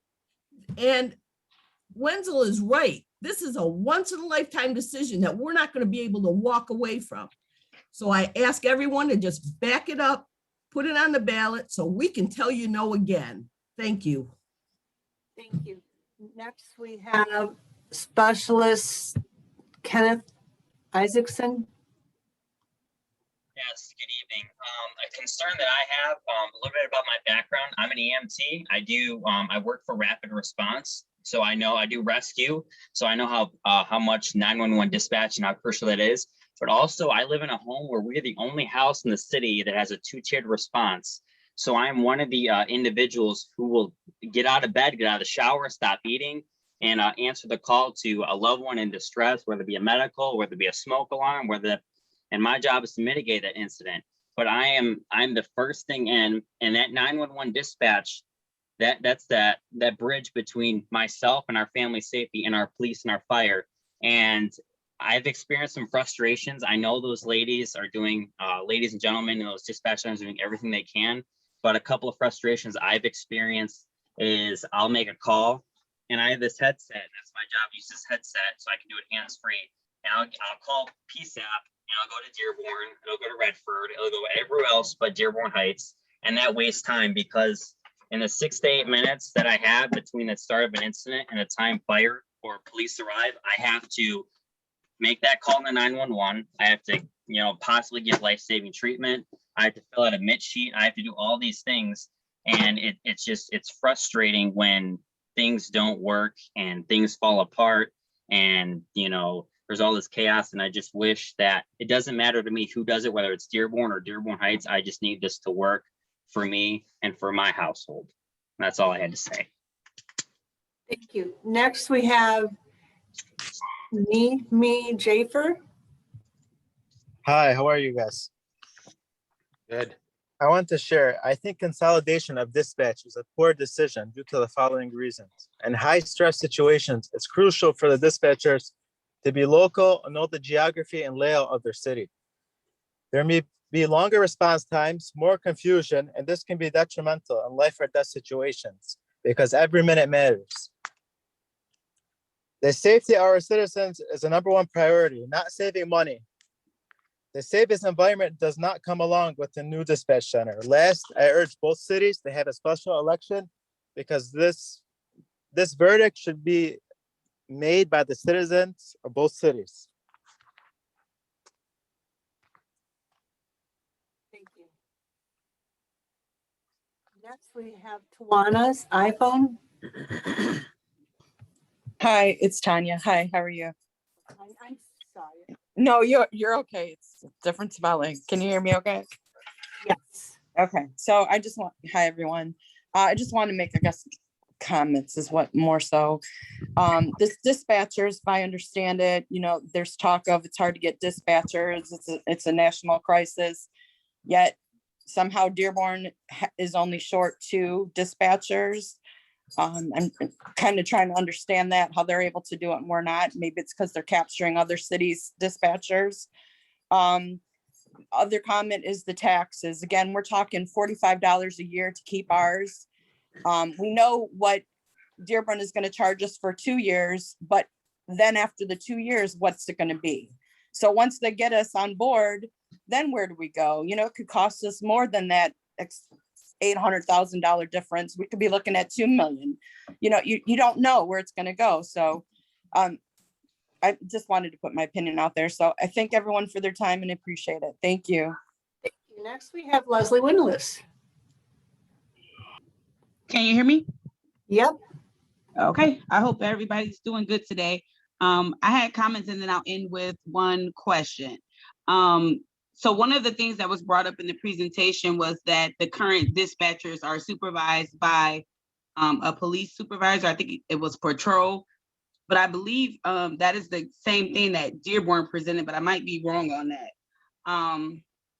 The other thing is I'm on the fence because of our dispatchers not being guaranteed employment at the Dearborn location and the fact that they don't even want to go. The other thing is that the Dearborn Dispatch Center is built or was meant to house 7 cities. We would be number 7, but Dearborn hasn't confirmed or denied whether they will add more than 7.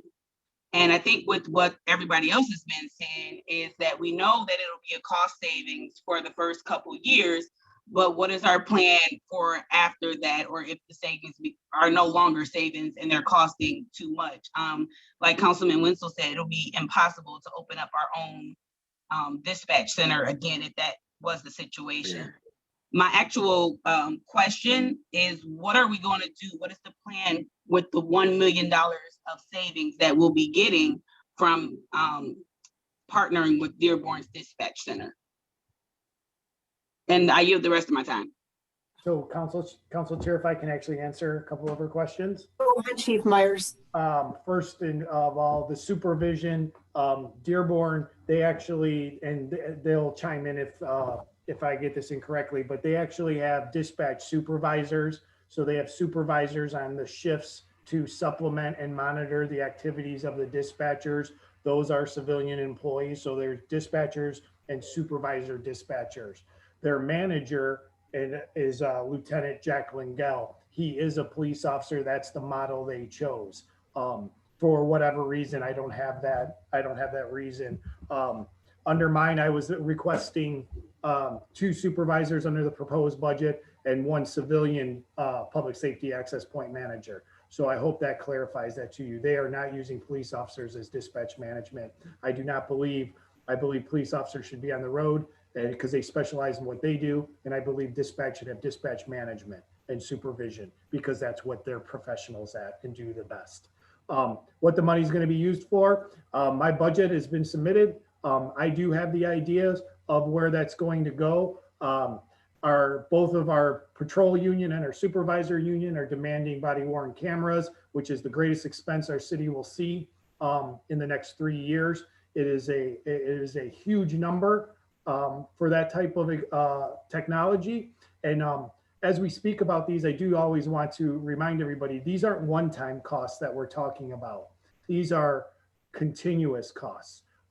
Upgrade of technology for body worn cameras, upgrade for dispatch. We won't even go down the body worn cameras right now, but if you're asking if the police department had a way we would spend the savings, it would be going towards our budget this year, which includes full body camera systems and in-car video for our officers to better serve our citizens. So that's what I plan on using it for. Doesn't mean it'll happen because obviously council has to approve it, but that was my intention. Thank you. Next Okay, we have thank you. Thank you. Next we have Councilman Muscat. Thank you, Council Chair, and thank you everybody for being here tonight. Mine is more of a statement than anything. Number one, I truly believe this should be a ballot issue. We're talking a lot of money here. This is no different than a bond issue coming up where the taxpayers are asked to vote if they want to do a big project. So I still believe it's being a ballot issue. But the other concern is, it was mentioned that in the beginning, Dearborn Heights, and Melvindale got together and wrote a grant and received over $3 million. Well, Melvindale got theirs for free. And what happened to our part of that grant money? Why aren't we getting something for free? Melvindale is for free. We also have other cities in this group that are financially strapped like we are. What happens when one goes default? Who's going to pick up their tab? Okay. Now I've seen our 911 room, and I've seen Dearborn's. Dearborn's is absolutely beautiful. But just like everything else in Dearborn Heights, our buildings belong in the Smithsonian or at Greenfield Village. We have not kept up our part of the bargain. And as a councilman over the years, I haven't seen where someone comes by and says, hey, we need extra money for 911 to do this or do that. I haven't seen it.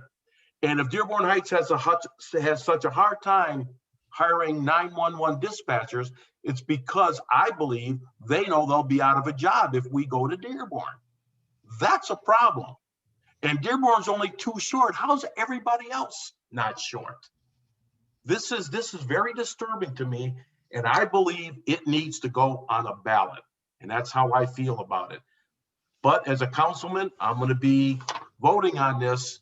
And it's a decision that I'm going to have to make one way or the other. So, but to the people of Dearborn Heights, if you don't want this, you got to make sure that you know that you're going to be paying extra money in your taxes to revamp our 911 system. Thank you. Miss Council Chair, if I could, to respond to his question. So staffing wise, a whole nother issue is compensation. A starting dispatcher in Dearborn makes a higher rate of wages than a police officer in Dearborn Heights. So on the top scale for dispatchers, a dispatcher in Dearborn makes $5 an hour, almost $5 an hour more than a dispatcher in Dearborn Heights. So I haven't even calculated into any costs of making it at par for the employee of what an employee in Dearborn makes and what an employee in Dearborn Heights makes inside the dispatch center. Those are costs that we haven't even discussed because those are contractual issues. Those are numbers that are provided through both their hiring processes. So a gross disparity in wages contributes to it. But I'm gonna also let Ms. Selleck from the Conference of Western Wayne talk about where we're at on the state level and why we're struggling. But that as a number one, that's why one of my beliefs is that we need to compensate them better if they're going to stay. And it's a $5 an hour pay difference at the top of the pay scale for every employee. Thanks, Chief. The pay is definitely a huge part of it, if not the majority part of it. Retaining and getting dispatchers state and nationwide is an issue. There are very few centers that are 100% staffed. And the joke is that even if you admit that you're 100%, if you admit you're 100% staffed, you immediately will lose a dispatcher. And then that's how wide known it is. In terms of why Dearborn is likely getting as many, they're only 3 positions short of their max full time. It is the pay. It also is the dispatch center itself. It is top of the line. Every single bell and whistle as a dispatcher that you could imagine. And I have no dog in this fight. I have no dog in this fight. I'm completely unbiased. I am just here to present the facts on how dispatch works. So that is a big part of it. And I will say too, that a dispatch center anywhere that is only dispatchers, that does not have a supervisor and a manager, that is also hard to attract people to. Most have supervisors and managers, and have a setup where there's authority and there's training and there's ways to move up in that dispatch center. Councilor, So I still have some time left. Everything was talked about as far as the dispatchers go, but where does Dearborn Heights fall in, where the money that we supposed to have gotten for a grant, Melvindale gets it for free? Again, free. We're paying almost $1 million a year, and part of that setup that Dearborn has, this gorgeous place, was some of the money that should have came to Dearborn Heights. Okay, this is what's bothering me. We're leaving money on the table every time we turn around. Okay, and again, I'm going to say it again. I've been a worker my whole life. If I knew my job was going to be eliminated, I would go look for another job tomorrow. I'm not going to stand there and get unemployed. And that's exactly what happened to our dispatchers when they all left. One time, the administration blamed myself and then Councilwoman Lisa Hicks Clayton for holding a meeting about 911. No, these people want to work. They want to stay in Dearborn Heights. I don't think they care about that $5 an hour right now. But that's my feeling alone. Thank you. Next, we have Rhonda's iPhone. Hi, it's not Rhonda's iPhone, it's just Rhonda. Respectfully to the chiefs that we heard speak at the top of this, the problems presented regarding staffing has been a historic issue since the start of the civilian dispatch program. Is it a perfect system? No. Can it be fixed? Yes, it can. It needs money put into our local system. Dispatchers Duff and Radke were 100% in saying that they have shown their commitment along with the other remaining dispatchers in the center. They have shown their commitment to the city through horrendous working situations, equipment that needs replacing or repair, and this isn't a new problem. My feeling is if you are committed to building a better dispatch center to provide services for your police, fire, and residents, you can do that in Dearborn Heights by throwing money at it. And I know that that is kind of a standard blow away answer, but it's the truth. We need civilian supervision. You need to invest in the employees that you have, and that way you can recruit new employees that will come in and they will stay, because it is a decent job. It's thankless, but the people who do it and the long timers that do it because they care about the job itself and the people that they represent. So I think at the end of the day, should it come to a public vote? Yes, I do. And that's it. Thanks. Eddie Daniels. So I just wanted to say thank you to the Dearborn Heights dispatchers that have been working very hard with the limited resources they have. And it's absolutely disgraceful to see that some people care about the $5 more per person than the actual salary or the actual job of this dispatcher. I think we should keep the dispatch center in Dearborn Heights just for the sake of the police officers, the firefighters, and the citizens. The citizens' safety should be the most important thing that we think about, not the $5 or the $1 million. Because I will tell you this, I will absolutely pay $27 more a year to keep a Dearborn Heights dispatch center and keep my family and my siblings safe than go to Dearborn and save money and have to wait on the police for an extra 5 minutes, or they're going to ask me, hey, what city are you in? So please keep our dispatchers. Thank you. Next, I have Liana Carte. Hi, can you hear me? Yes, I can. Yes.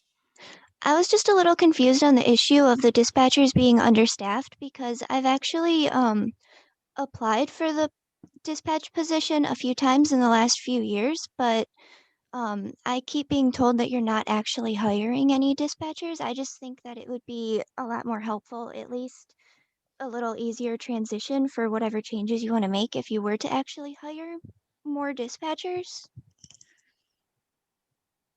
Thank you. Thank you. Next, we have Hassan Saab. Good evening, everyone. Good evening.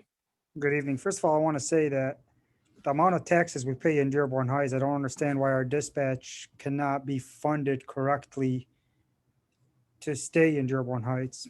I own multiple properties in Dearborn and multiple properties in Dearborn Heights. We do our fair share of taxes, but I don't understand that the police chief here and the fire chief, they're trying to make this argument on behalf of every citizen in Dearborn Heights. Truthfully, it comes down to where we pay your salary and his salary, and it's our decision if we want to move the dispatch or not, or switch them over to another city or not. Let the residents decide that. Not your position, because you're going to end up retiring in a few years and moving out of the city, and we're going to stay here. And as for our dispatchers, they're here. We're paying for them as residents, not the police department. I ask, and this is an election year, everyone. Just remember that. And secondly, I honestly believe you're forgetting the police officers here too. The police officers have a say in this with the dispatchers here. I mean, the chief and Chief Haddad and everybody can explain what they want, but as a resident, this is an issue for us, not for the administrators to make. It's for the residents. And with respect to all the paperwork, we have enough money. There's never nothing on the ballot that's voted no for Dearborn Heights. Our taxes are outrageous and through the roof. And truthfully, for a chief to sit here or the fire chief to respect to your seat and everybody, this is a resident issue. Our residents should have their voice on it. And guys, remember, this is an election year. Your votes here is going to matter. The police that work the streets, their voices matter. Those dispatchers sitting on those seats, I don't know any of them. Their voices matter. To the girl saying that she applies for a job and she can't get a job, but we're understaffed, send all this proof to city council that you've been applying for a job and who's turning you down. I mean, there's a miscommunication somewhere. Thank you. Next, we have Suzanne Todd, please. Yes, can you hear me? Yes. Okay, simple. I will we live on a fixed income, but I would pay the extra money per year to have our own 911 dispatch center.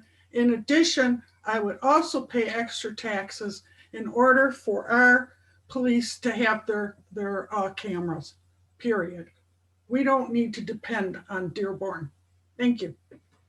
Thank you. Next, I have Latonya Gator. Thank you, Council Chair, for unmuting me. I just had a small piece to share. It just seems that She's muted. essentials such as like the 911 dispatch and anything else that's a basic living necessity, we tend to see the model go from quality to quantity. Meaning if we're just outsourcing to save money, essentially, I think as a resident, we'll see the quality of services go down. Like we're making a strong push for keeping things local in Dearborn Heights. I am in support of keeping our 911 dispatch local as well. Thank you. Vince Strakowski. Thank you, Madam Chair, members of the council, chiefs of all departments. Back in 2003, I started working for the Dearborn Heights Justice Center as a maintenance worker. I was called in to help resolve some problems over there because of the construction. That building has never, ever been maintained properly, nor has the cars, the radios. It's always been, where are we going to get the money? Where are we going to get the money? You know what? It's in the budget. It's your responsibility to write the budget. Enough of this petite brain thinking without putting in the human aspect of somebody's job and doing your job right, maintain the equipment, and we wouldn't be discussing this. If everything was maintained the way it was supposed to be, we wouldn't even be here talking about it. It all comes down to maintenance. And one of the other ladies mentioned that, what about the financial stability of Inkster, Westland, and Garden City? You know darn well Inkster's on the way out, and so is Wayne. So are we going to end up paying more for them? All right, get your grant writer to work, get some grant monies in here. Don't budget your budget based on grant monies. Do it properly. And Fire Chief Brogan, why didn't you never mention this in the past about your radio issues with the dispatchers? That should have been brought up. And if we're struggling to get people, I know darn well some of your retired officers would gladly come in there and work dispatch alongside these ladies because they know how to do it. They knew how to do it because they were brought up as the cadet program that worked the dispatch, got their education, became officers, and now they've been retired. And I'm sure some of them would love to come help. Thank you. Next we have, Council Chair. go ahead, Chief Myers. There was a couple questions about Melvindale, and I wanted to get Deputy Chief or Chief Murray from the fire department to answer those questions about the grant and why we weren't involved. So if I believe I can unmute them, I just got to find them. Okay. Just so we can have those questions resolved, because people were asking. There he is. Hopefully I can get him. Okay, thank you. So the question about the grant application and the monies for the grant. So part of the conditions of the CGAP grants, the one that we applied for in 2014, where we did have a initial letter of support for intention from Dearborn Heights as well as Melvindale. So the condition as part of that grant is within 3 years, we've had to have a consolidated service between at least 2 communities.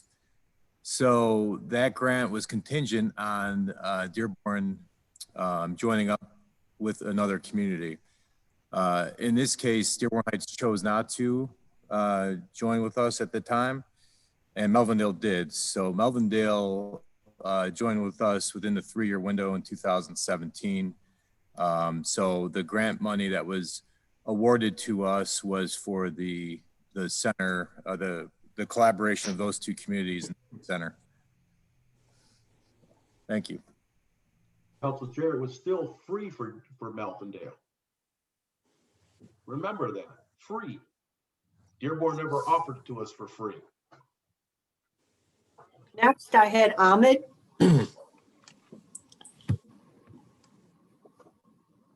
Good evening, everyone. Just a disclaimer, I'm here on behalf of myself as a resident and not my employer. I had a comment and Remember, also buy our equipment. Yeah, sorry about that. I had a comment and also a question. The comment is if this is just going to cost $45 a year, I think the question is realizing, do we want to fund our own institutions, or are we going to continue pushing our services to other cities? I know it could be easy to make the decision now to push it to another city, and as we've seen it worked for other cities, but our city's old and our infrastructure is old, and if we're going to continue to push our resources to other cities, we're not going to see our city grow, and we're not going to see our services, serve our own people. Another question is,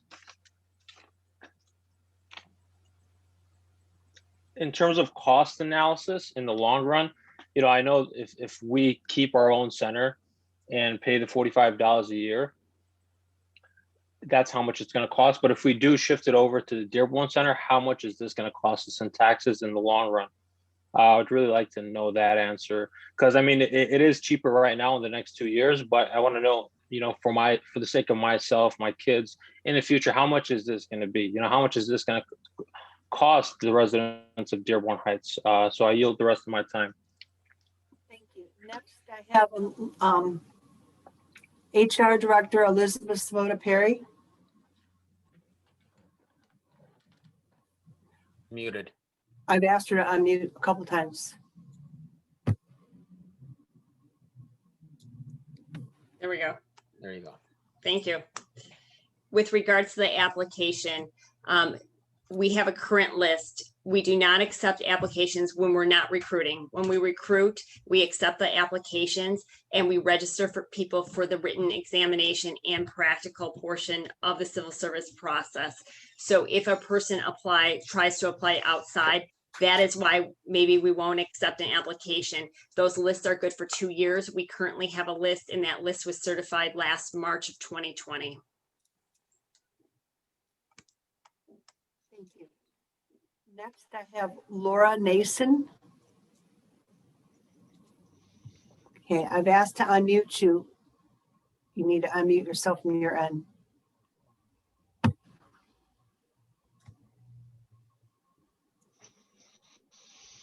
Okay, I'm sorry, Laura. I'm sorry, you are muted. You need to physically unmute it from your side. Bottom left. Bottom left of the screen.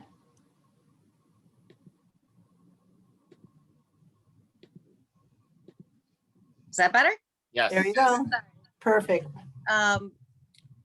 Been a dispatcher for 14 years. So obviously our union was together. I'm sitting at home watching this, and I've also been a resident. My father was an officer for 30 years. My family has always worked and loved this city. I don't agree with everything that's being said. I don't think that going to Dearborn is going to be a better option. On a daily basis, we deal with both. And no, we're not going to, most of us will not be going, if any, will be going to Dearborn, just because if we're going to start from the bottom, we're not going to start in a city or in a situation where it's going to be even more stressful than our job already is. We've worked through some of the worst circumstances, floods, multiple wires down, things just, and when it comes, I'm sorry, Chief Brogan, but when's the last time we've had a fire meeting? We used to have those at least monthly. We haven't had one in at least 2 years. I have my disagreements with how this is being handled, but I mean, it's up to the citizens ultimately. So that's really all I have. If somebody wants to come and sit and see what we do for more than 5 minutes, absolutely. Come sit in dispatch, come see what we do, what we're dealing with, what the difference between sending our dispatch elsewhere to what we do daily. I recommend coming and seeing for yourself for more than 5 minutes, please. Thank you. Chief Brogan, did you want to respond to that at this time?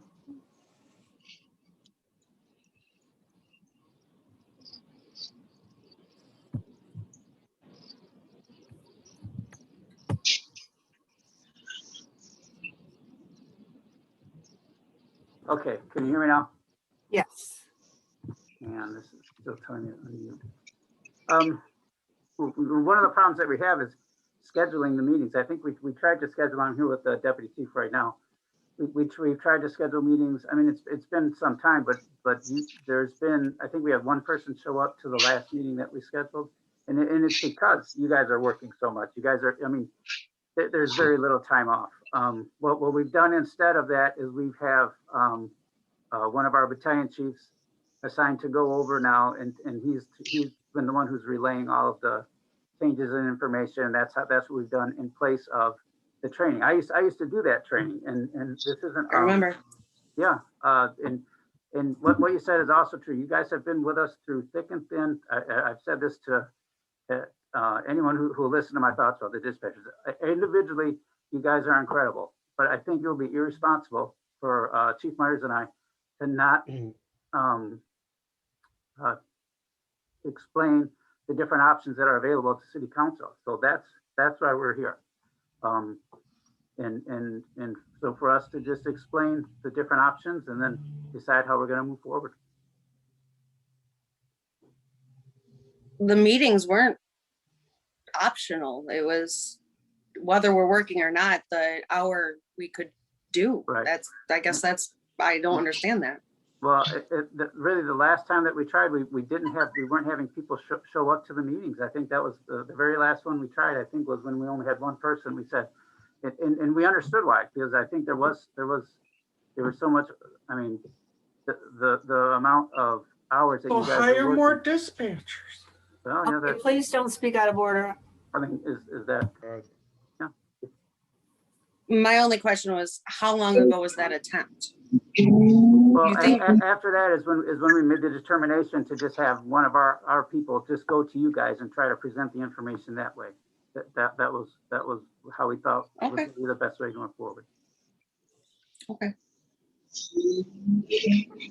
Next, we have Dinah Elzine. Hello, everybody. My name is Dina Alzane. I'm a resident of Dearborn Heights, proud resident of Dearborn Heights, 26 years. My parents have been here for 30 plus years. I want to say I'm a proud graduate of Crestwood High School. And I also want to say that I've attended Crestwood schools my whole life. Unfortunately, sometimes I'm embarrassed to say I'm a resident of Dearborn Heights because Dearborn Heights offers nothing to their citizens. I mean, we don't even have a car dealership here. And then it's almost like, so I manage a title company. My sister owns a title company in Dearborn, and we do closings every single day for young couples who aren't even relocating to Dearborn from their parents' house when they get married. They're leaving the city because they can't even afford taxes in Dearborn. They're going to Plymouth, they're going to Canton. So to see the young generation completely leave the city after, you know, all these local business owners are coming here and building and contributing to growth of the city. And then for us to want to go give our dispatch to the neighboring city who is literally almost, and I don't even, for the lack of better words, takes everything to their city. Like, why should we not be growing as much as Dearborn is growing? You know, we were much stronger and we were much bigger before any other neighboring city. And I feel like we're continuing to declinate, and to take our dispatch to a neighboring city would just like really put us at a real all-time low. And we're going to chase away so many citizens. I mean, pretty soon we're going to cease to exist at this point. I don't know what else we can offer our citizens besides the nothing that we're offering them now. But I think that's something that should be seriously considered, that we already don't offer much. And to take away our dispatch is really just going to put that cherry on top. Yeah, turn yours Thank down. you. Thank you. Okay, thank you. Next, I have Adam Crott. Hello, Adam Crott, resident of Dearborn Heights on Huron Street, and also own rental properties in the city. There's no price for safety on our police officers and my tenants for our response time and our communication with our dispatch and our police officers. I will gladly pay any amount of millage it takes to keep our city whole. I don't think we need to branch out our dispatch, our departments, anything like that. I think we, like the last speaker just said, we can speak out, we can grow as a city instead of downsize as a city. And that's all I really have to say. I yield my time. Thank you. At this time, is there anybody else out there that has not already spoke? I have 3 people who raised their hands, and we ask that you're only allowed to speak once. I've been lowering other people's hands. Anybody else at this point? Okay. I believe Lynn Madam has Clerk? something to say. Did you want me to read the emails that came through? Yes, at this time, we'll read the emails. Okay. Okay, we got, the council got 1 letter and 5 emails. So the first one says, I do not have a problem with having Dearborn take over our dispatch service. I know that in the past, our dispatch department was severely understaffed. I don't know if this has been improved. I am sure that Dearborn can do an excellent job of handling the service. Okay. Then the next one, and I don't feel comfortable with one of the words here, so I'm going to move that word to heck. Okay, so this was a few weeks ago for the February 23rd, 21 City Council meeting. I called each and every one of you. The reason was to express my concern regarding the outsourcing of our Dearborn Heights 911 emergency dispatch to the city of Dearborn. At that time, I conveyed to you, I was very, very adamant, and my answer was no. Since then, I dug out my notes from 2016 and 2017. I did more homework to learn what I didn't know. Since then and today, my answer is not just no, it's heck no. Some of these dispatchers live in our city of Dearborn Heights. They have been loyal and dedicated employees, for they have established more than a few years of seniority. Isn't that what it's about? Working, establishing seniority so one day one can retire. Have any of you given any thought that our dispatchers could be a single mom or dad who is responsible to support their children after establishing the seniority? With the hardship, sadness, depression, COVID-19 has inflicted on all of us the disease of we are in this together. Do you want to add more pain in one's life? If so, shame on you. Nothing like throwing your own under the bus. Are you that heartless?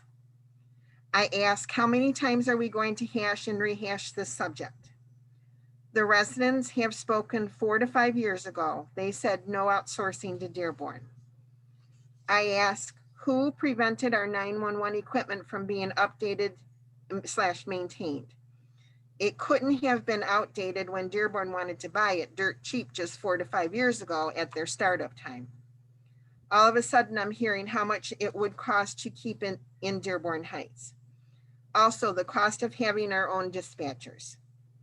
I ask, so tell me, just where are we going to be getting the $904,000 for the first year if outsourced? The second year and thereafter, most likely our cost will be going up and up. We have no control or say so. We are the customer, not the owner. With approximately 3 communities on board already and are having difficulty to pay Dearborn, who is going to get stuck paying for those who can't? When our time comes where we can no longer help foot the bill, we're literally screwed. We can't go back to where we were. Either can the dispatchers. Unfortunately, our dispatchers are not covered or protected by the DREP program.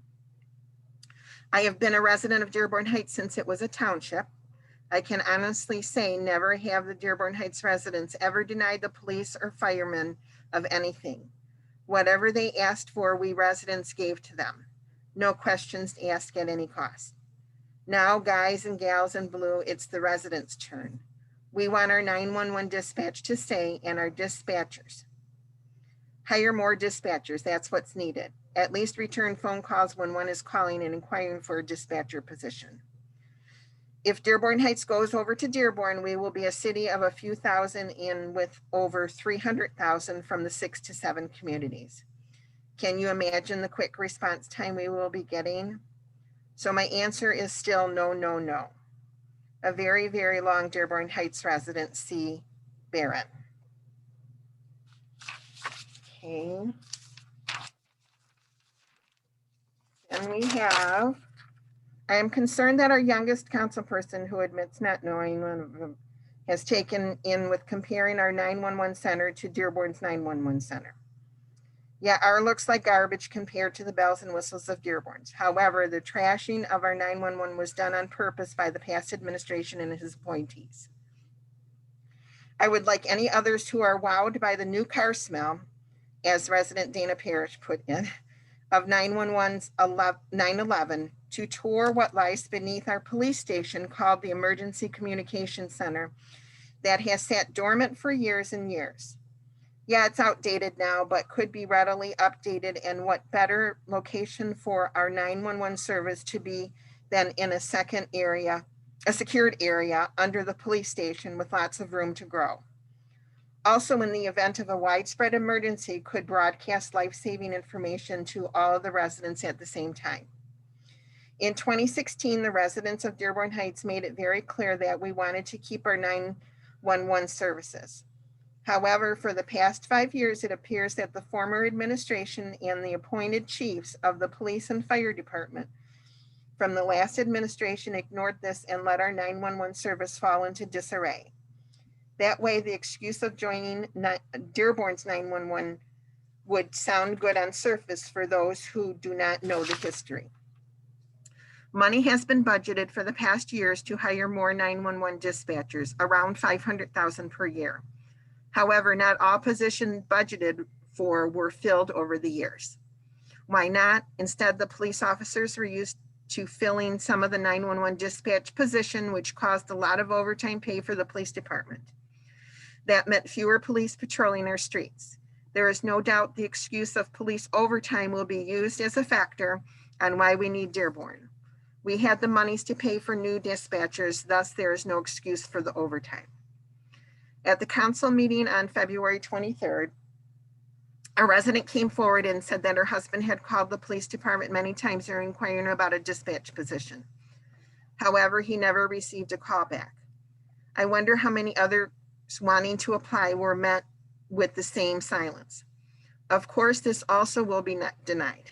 Seems like the goal was to make our 911 dispatch service look like it had to pay expensive overtime in order to operate.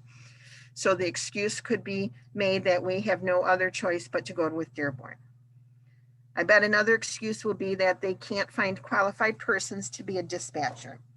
If you don't want a 911 center, no one is qualified enough. The 911 dispatch center is under the police department budget, so there's no way of knowing what was actually spent for 911 without going through the years of invoices or some type of forensic audit. The residents of Dearborn Heights have always given the police/fire department heads whatever they wanted, even to the point of increasing our property taxes, overriding the Headley Amendment, in order to make sure not one first responder was laid off. I can't think of one time when the police or fire departments were ever denied a request for anything they wanted. It is now time that the police and fire department hierarchy give back to the residents who have always stood solidly behind the Dearborn Heights Police and Fire Department. If the current chiefs will not do this, they need to be replaced by those who will make our 911 dispatch center shine like it once did and support what the residents want for a change. Having Dearborn manage our 911 will enlighten the responsibility of the chiefs. We are not paying them to decrease their responsibility. We are paying them to serve and protect the people of Dearborn Heights. Protecting us is not turning over our 911 to Dearborn. In fact, on second thought, since our present chiefs have shown little interest in making our 911 a good one, it might be a good time to get new blood. I have also heard from trusted sources, not verified personally by me, that 3 cities in Dearborn's 911 dispatch are suffering financially. If true, this will severely impact the cost for Dearborn Heights in the future. What do we want? We want our own 911 dispatch. We want our own dispatch that know this city in and out. We do not want to be customers of 7 city dispatch center administered and controlled solely by one city. As for those who now have appointed positions and or will be coming up for re-election to other offices in our city, this is one issue in our city that has very deep roots and will most likely affect the way residents vote in November. We have made it clear in the past and the present, we do not want our 911 dispatch consolidated. Please represent what the majority of the residents want and vote no on Dearborn Heights joining Dearborn's 911. The only way our city should even begin to consider joining Dearborn's 911 dispatch center are 2 criteria that should not be non-negotiable.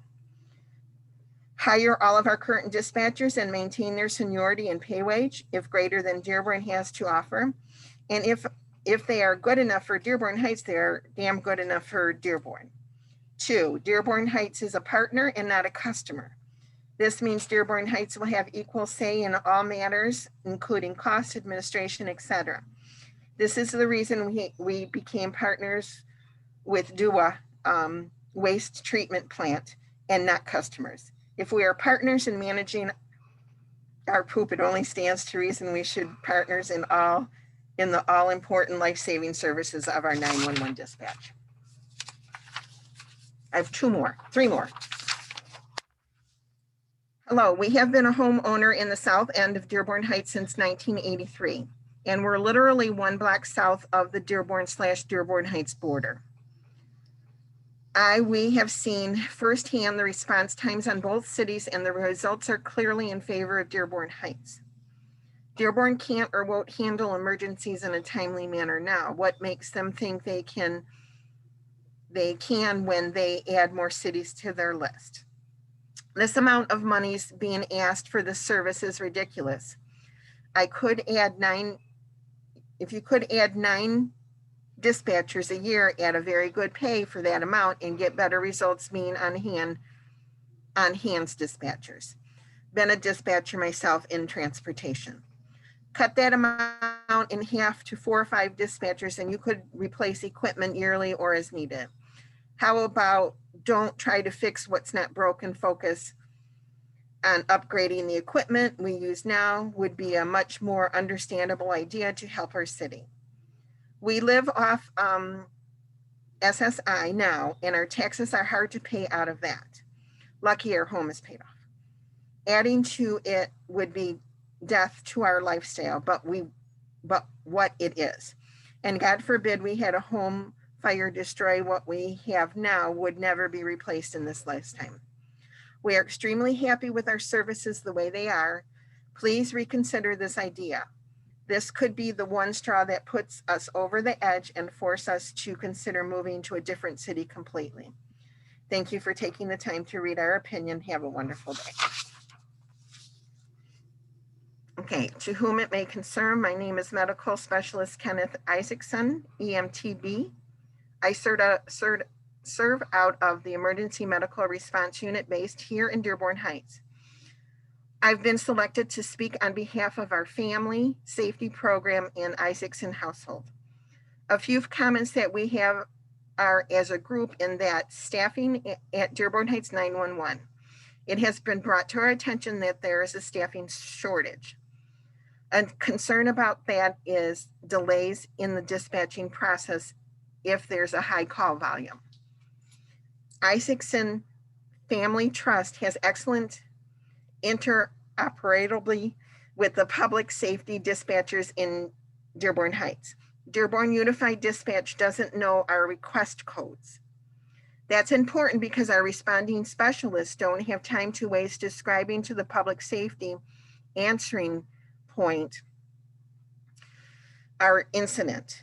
Our IFS responders need 15 to 20 seconds to request the needed resources and then continue to mitigate until law enforcement, fire suppression, or EMS arrival. Additional training would be needed to maintain interoperability if the switch is made to Dearborn United Dispatch. We do not have a present as to who provides 911 services to Dearborn Heights. We just require those services be adequate and interoperable with family safety. And the last one. I am very against any consolidation of Dearborn 911. I am very much against this because we have discussed this to death and already voted no. Officials and new residents do not really have any history, but have this vision that we could be so much more. We are not Dearborn. We do not have Ford and Beaumonts contributing to our tax base. Accept this, or maybe move to Dearborn if this is what you want. Any merger of 911 will not end well for the residents of Dearborn Heights, who are already struggling as someone who works throughout Wayne County. I can tell you firsthand that this monster system of 911 is not effective. And I have called to be told that all 911 operators are busy. Please hold for 911. This looks good at the start, but keep in mind the other communities in this program are bankrupt, so we will end up paying until we have to be absorbed by Dearborn. All the newly elected officials, including the mayor, need to focus on our city, our residents, our future. Remember when we were the city with a future? Instead of trying to be Dearborn, how about we be the best we can be and stay a hometown? Want something to work on? Work on the south end flooding. Work on the having more than 2 patrol cars on the road. Work on the drag racing on our side streets, though tough to do with only 2 cars on the road. Work on our water problems. Work on attracting new business that has nothing to do with our car lots and bars. We still haven't addressed the fireworks that are out of control all summer.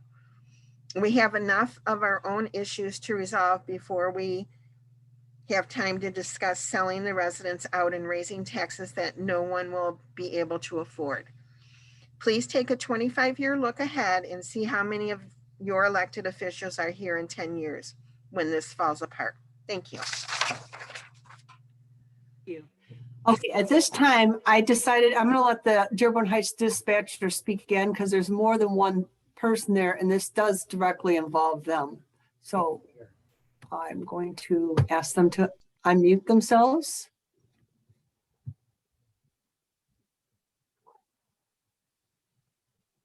Question? Yes.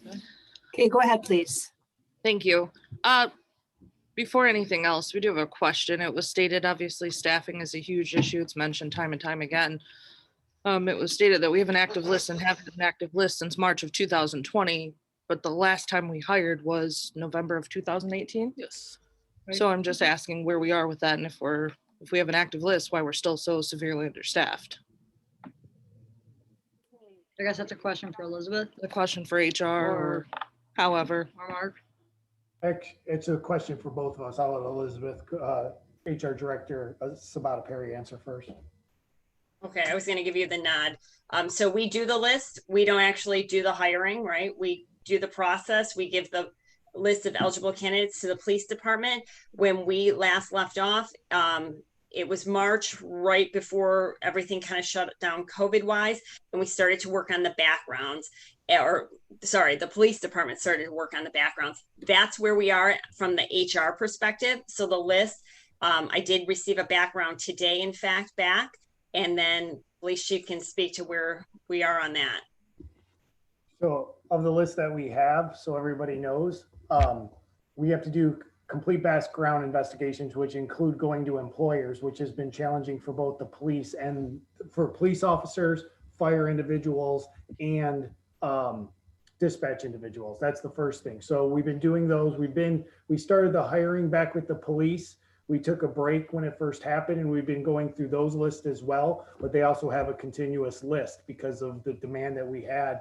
They made adjustments in civil service to have a rolling list, which isn't what dispatch is under. For the people that are on the list right now, I can't go into their backgrounds on why someone's been either past where they're at in their thing or what we still have to look into because there's privacy issues involved. But just because you're on that list doesn't mean you're going to be given a job, because there's certain parameters within civil service that have to be followed. If somebody meets all those criteria throughout their background investigation and they successfully do that, they then go to a physical and psychological, which they have to both pass.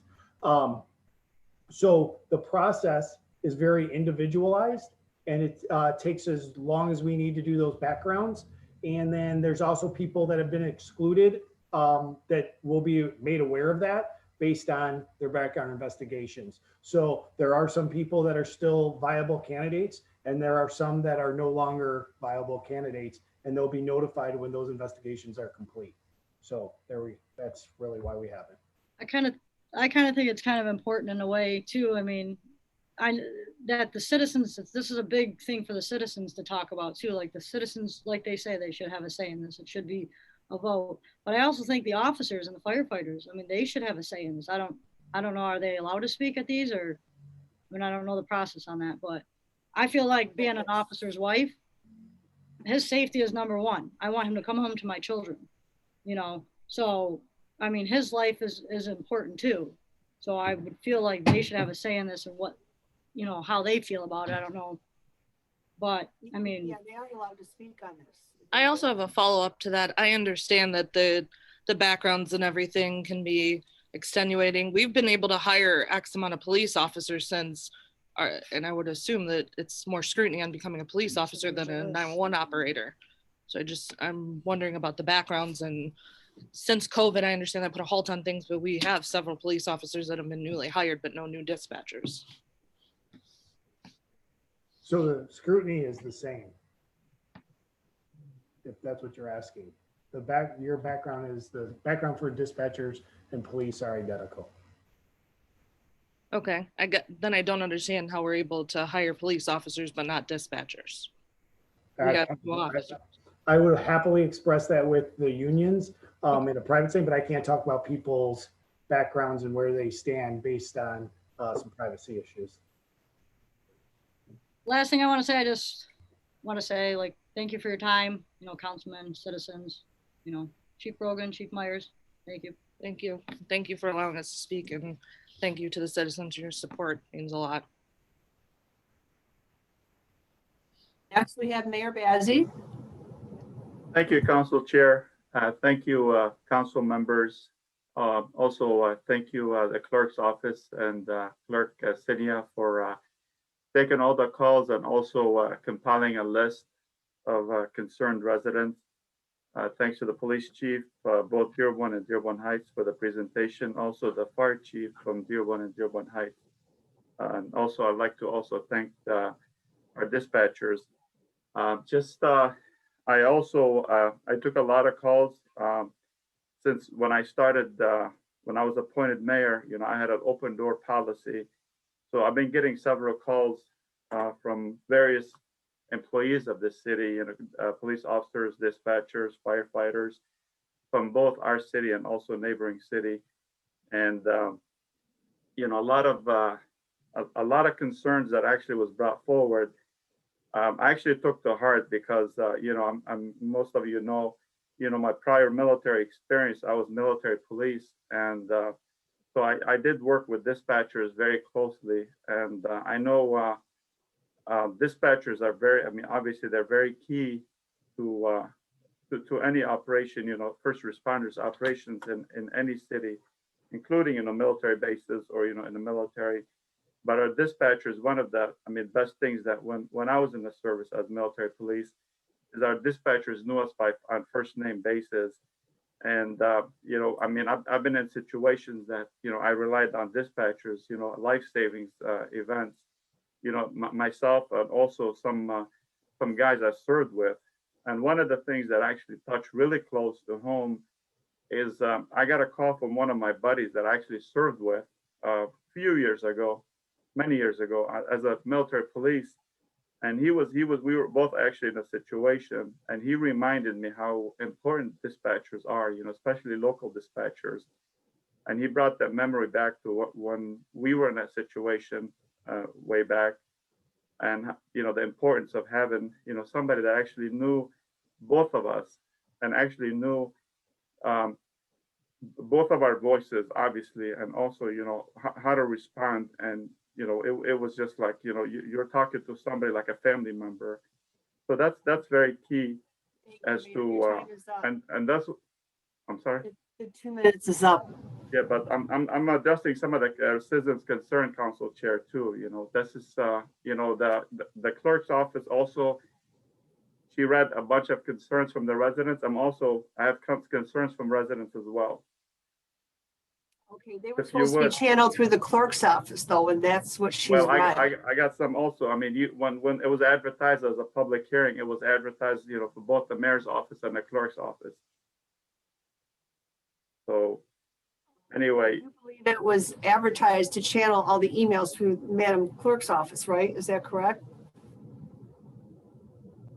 And both the mayor's office and the clerk's office, we were getting correspondence at both offices. But if you don't want the other residents' concerns, then it's up to you, Council Chair. Do you have their exact letters? I got calls, and I got, you know, I can give you call logs if you want.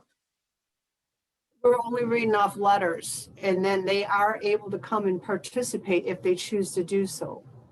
Some residents, as presented earlier, some residents did not have access to Zoom. So anyway, it's your call, Council Chair. I mean, you run the show. I think, we've pretty much heard from everybody, and everybody has had the option to email or go through the clerk's office. And at this time, I'm going to ask if anybody else has any further discussion on this.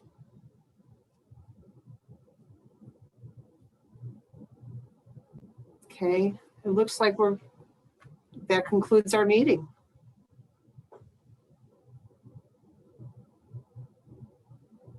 Thank you, everyone, for coming. And okay, Thank you, everybody. God bless everybody. Yep, that concludes our meeting. We've heard what everybody has to say, and we appreciate everything you're, coming here and telling us what you think.